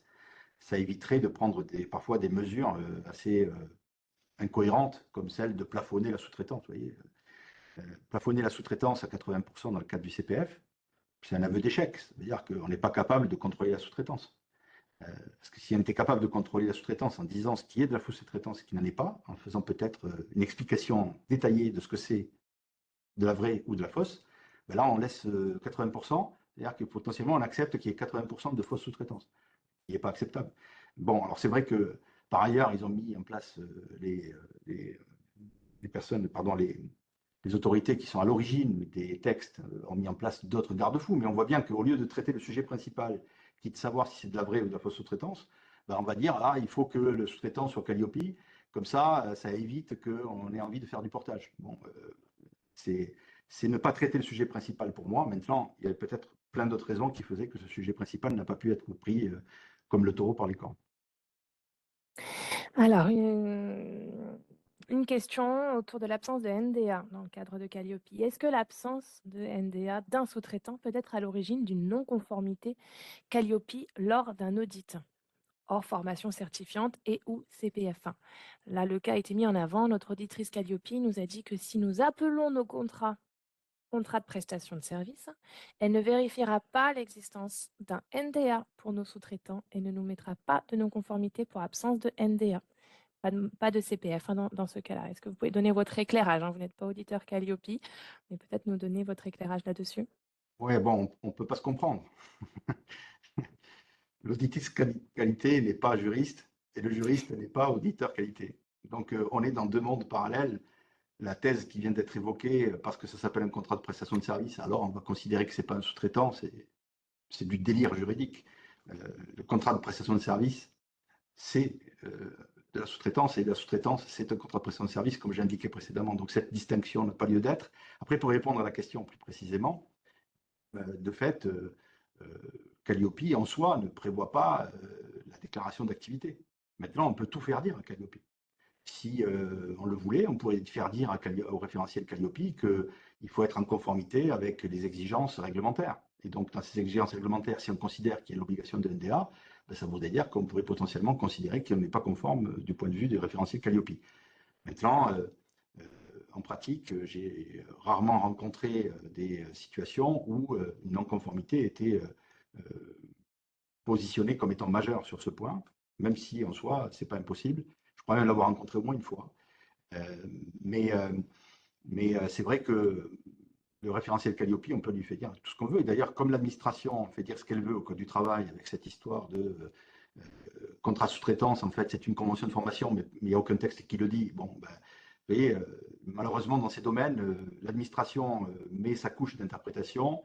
Et dans le cadre Calliope, il peut y avoir aussi une couche d'interprétation qui est donnée. Tout ça se fait sous le contrôle des tribunaux. Le problème, c'est que les tribunaux mettent beaucoup de temps à réagir. Tout à fait. On a une auditrice, il me semble, dans le chat, hein, qui rappelle également, enfin, c'est un peu le sujet, hein, et c'est pour ça qu'on a mis aussi Calliope en fin d'animation, c'est qu'on est sur un aspect réglementaire qui voilà, n'est pas sur l'impact, enfin, l'aspect légal, hein, qui a été mis en avant depuis le début. Alors, il me semble qu'en fin de compte, on a pas mal répondu aux différentes questions par rapport à Calliope. Si vous avez encore des questions en lien avec Calliope, n'hésitez pas à les remettre. Il me semble qu'on a abordé le portage salarial. Ah oui, il y avait une question, alors je l'ai plutôt en tête, par rapport à la diffusion et la transmission des supports fabriqués, hein, produits par le sous-traitant. Est-ce que le formateur sous-traitant peut refuser la diffusion de son support aux participants, aux apprenants? Ah oui, la réponse est oui. Bien Ok, sûr, il est titulaire des droits d'auteur, donc c'est lui qui décide ce qui peut être fait avec ses droits d'auteur. Donc c'est pour ça que ça peut être important de définir, avant de travailler avec le sous-traitant, les règles que vous fixez avec lui sur l'utilisation des droits d'auteur. ok, super. Dans le cas du portage salarial, euh, quel type de contrat doit-on conclure avec le formateur qui est porté? Aucun. Il n'y a pas de relation triangulaire. Je n'ai pas de lien juridique direct avec le salarié porté. Le salarié porté a conclu un contrat de travail avec la société de portage et la société de portage a conclu avec moi, organisme de formation, une convention de prestation de portage salarial qui obéit aux mentions obligatoires qui sont prévues par le Code du travail. Mais il n'y a pas de contrat entre l'organisme et le salarié porté. Alors, le donneur d'ordre. Alors, on est vraiment sur des questions générales, enfin générales, qui ne portent pas sur Calliope maintenant, et assez spécifiques, ciblées. Le donneur d'ordre peut-il demander à son sous-traitant, qui est une entreprise, hein, et non pas un travailleur indépendant, donc le donneur d'ordre peut-il demander à l'entreprise sous-traitante les diplômes des formateurs intervenant pour lui? Ce n'est pas s'il peut demander, c'est qu'il doit les demander. On n'a pas le choix. Puisque moi, qui suis organisme donneur d'ordre, si demain je suis contrôlé par l'adresse les agents de contrôle vont me demander la- un exemplaire papier ou numérisé des diplômes, titres, qualités des formateurs qui sont intervenus dans l'action. Y compris, ce sont des formateurs qui sont liés directement avec le sous-traitant et non pas avec moi. Alors j'entends bien qu'en pratique, ça pose plein de problèmes parce que il y a des sous-traitants qui ne veulent pas donner les références des formateurs de peur que leur rôle soit éteint pour l'avenir, du fait que l'organisme donneur d'ordre puisse solliciter directement les formateurs concernés. Mais ce risque d'ordre commercial est inopposable à l'administration qui ne fera probablement pas de cadeau sur ce sujet. Je rappelle que l'absence de justification des titres, qualités et références des formateurs, sous-traitants ou pas, est sanctionnée par l'annulation de la déclaration d'activité, sans mise en demeure. Donc ça veut dire qu'il n'y a pas forcément de mise en demeure posée par l'administration pour pouvoir se justifier sur ce point. Elle peut directement annuler la déclaration d'activité à l'occasion du contrôle. Alors là, on va reprendre une question large. Vous avez déjà donné des éléments, mais peut-être résumer rapidement, parce que ce cas est présent pour ouais, beaucoup de nos participants. Si le sous-traitant n'est pas certifié Calliope, de quelle manière l'OF qui le sollicite doit lui préciser les obligations concernant la traçabilité de leur intervention, sans prendre le risque, trop important, d'une requalification en contrat de travail? Oui, en adaptant, moi je pense que la réponse à la question, c'est il faut adapter le vocabulaire en se plaçant dans une relation de client à fournisseur. Comment je me comporterais si je faisais appel, si quand je fais appel, comment je me comporte, pardon, quand je fais appel à un fournisseur. Je ne dois pas lui dire ce qu'il doit faire. Je ne dois pas lui donner le cadre. Je dois lui demander de respecter un certain nombre d'engagements. Ces engagements, il peut les prendre dans le cadre du contrat, mais il peut aussi lui-même fixer la liste des engagements qu'il prend à l'égard du donneur d'ordre dans le cadre de son devis, par exemple.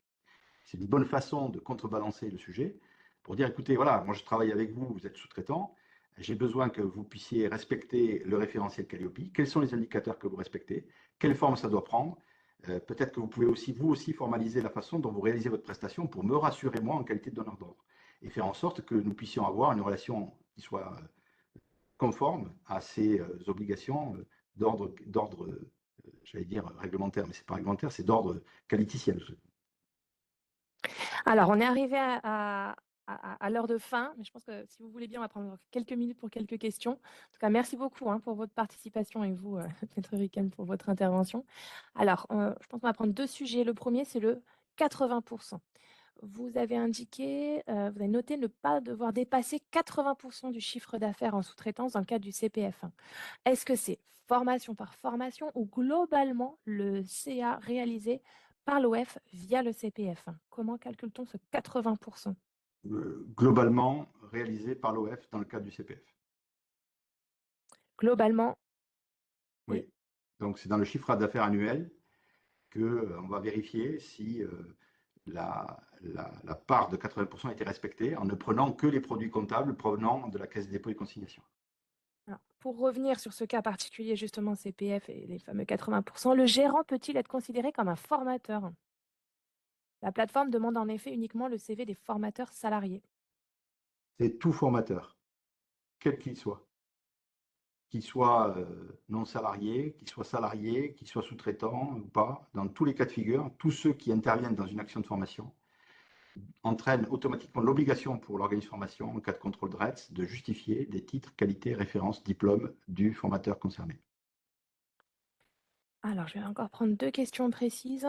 Une, est-il légal de demander un extrait de casier judiciaire à un formateur intervenant dans le cadre d'un contrat en sous-traitance, hors cas de CFA ou d'intervention auprès de mineurs de publics mineurs? Alors, en dehors de public mineur, ce qui normalement n'a pas lieu dans le cadre de la formation professionnelle, Mm. puisqu'il n'y a pas de public mineur dans une activité de formation professionnelle, c'est qu'une activité de formation initiale relevant du code d'éducation qui peut se poser. Il n'y a pas lieu de demander un extrait de casier judiciaire. Ceci peut être refusé par l'intéressé. Bien sûr, si nous étions dans un cadre d'activité très réglementé où une réglementation exigerait, dans le cadre de la formation professionnelle, de vérifier ce point, dans ce cas de figure, bien sûr, ça serait légitime, mais ça reste quand même enfin, ça reste relatif à des cadres réglementaires très particuliers. Je pense notamment au secteur de l'aviation civile, où là, effectivement, il peut y avoir des exigences de ce type, par exemple. Tout à fait. Alors, on a déjà des grands remerciements, hein, pour, cette animation et la clarté de l'animation et je voulais prendre une dernière question. Alors, c'est un peu sur la notion de risque encore, hein, c'est l'éclairage que vous nous apportez vraiment ce matin sur, les faisceaux, d'indications. Alors, quel risque si le donneur d'ordre fournit à son sous-traitant, non Calliope, tout ou partie des éléments justificatifs de l'action de formation? Feuille de présence, évaluation de fin de formation et cetera. Oui, je comprends la question, elle est Sur la légitime. requalification. Bien sûr, bien sûr. Elle est légitime, cette question, bien sûr. Parce que dès lors que je fournis des documents, on peut s'interroger sur le cadre. Mais ce que vous venez de citer n'est pas, font pas partie des indices les plus significatifs. C'est normal qu'un organisme de formation fournisse des feuilles d'émargement sous son papier en tête, parce que c'est lui qui devra en justifier en cas de contrôle. Le sous-traitant aussi devra en justifier, bien sûr. Mais en soi, ça fait partie des éléments qui ne sont pas significatifs. Ce qui est significatif, c'est lorsque je donne un cadre fort sur la réalisation de la prestation elle-même. Par exemple, c'est moi qui fournis les exercices.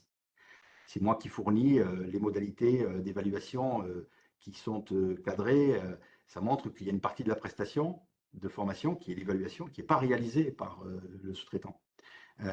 C'est pire lorsque le support pédagogique est réalisé par l'organisme et que le Mmh. prestataire sous-traitant doit prendre ce support et réaliser la formation sur la base du support fourni par l'organisme. Là, le cadre est très fort, c'est un élément très significatif. Oui. Donc, tout ce qui est administratif, on peut considérer que, certes, ce sont des indices, mais ils sont faibles.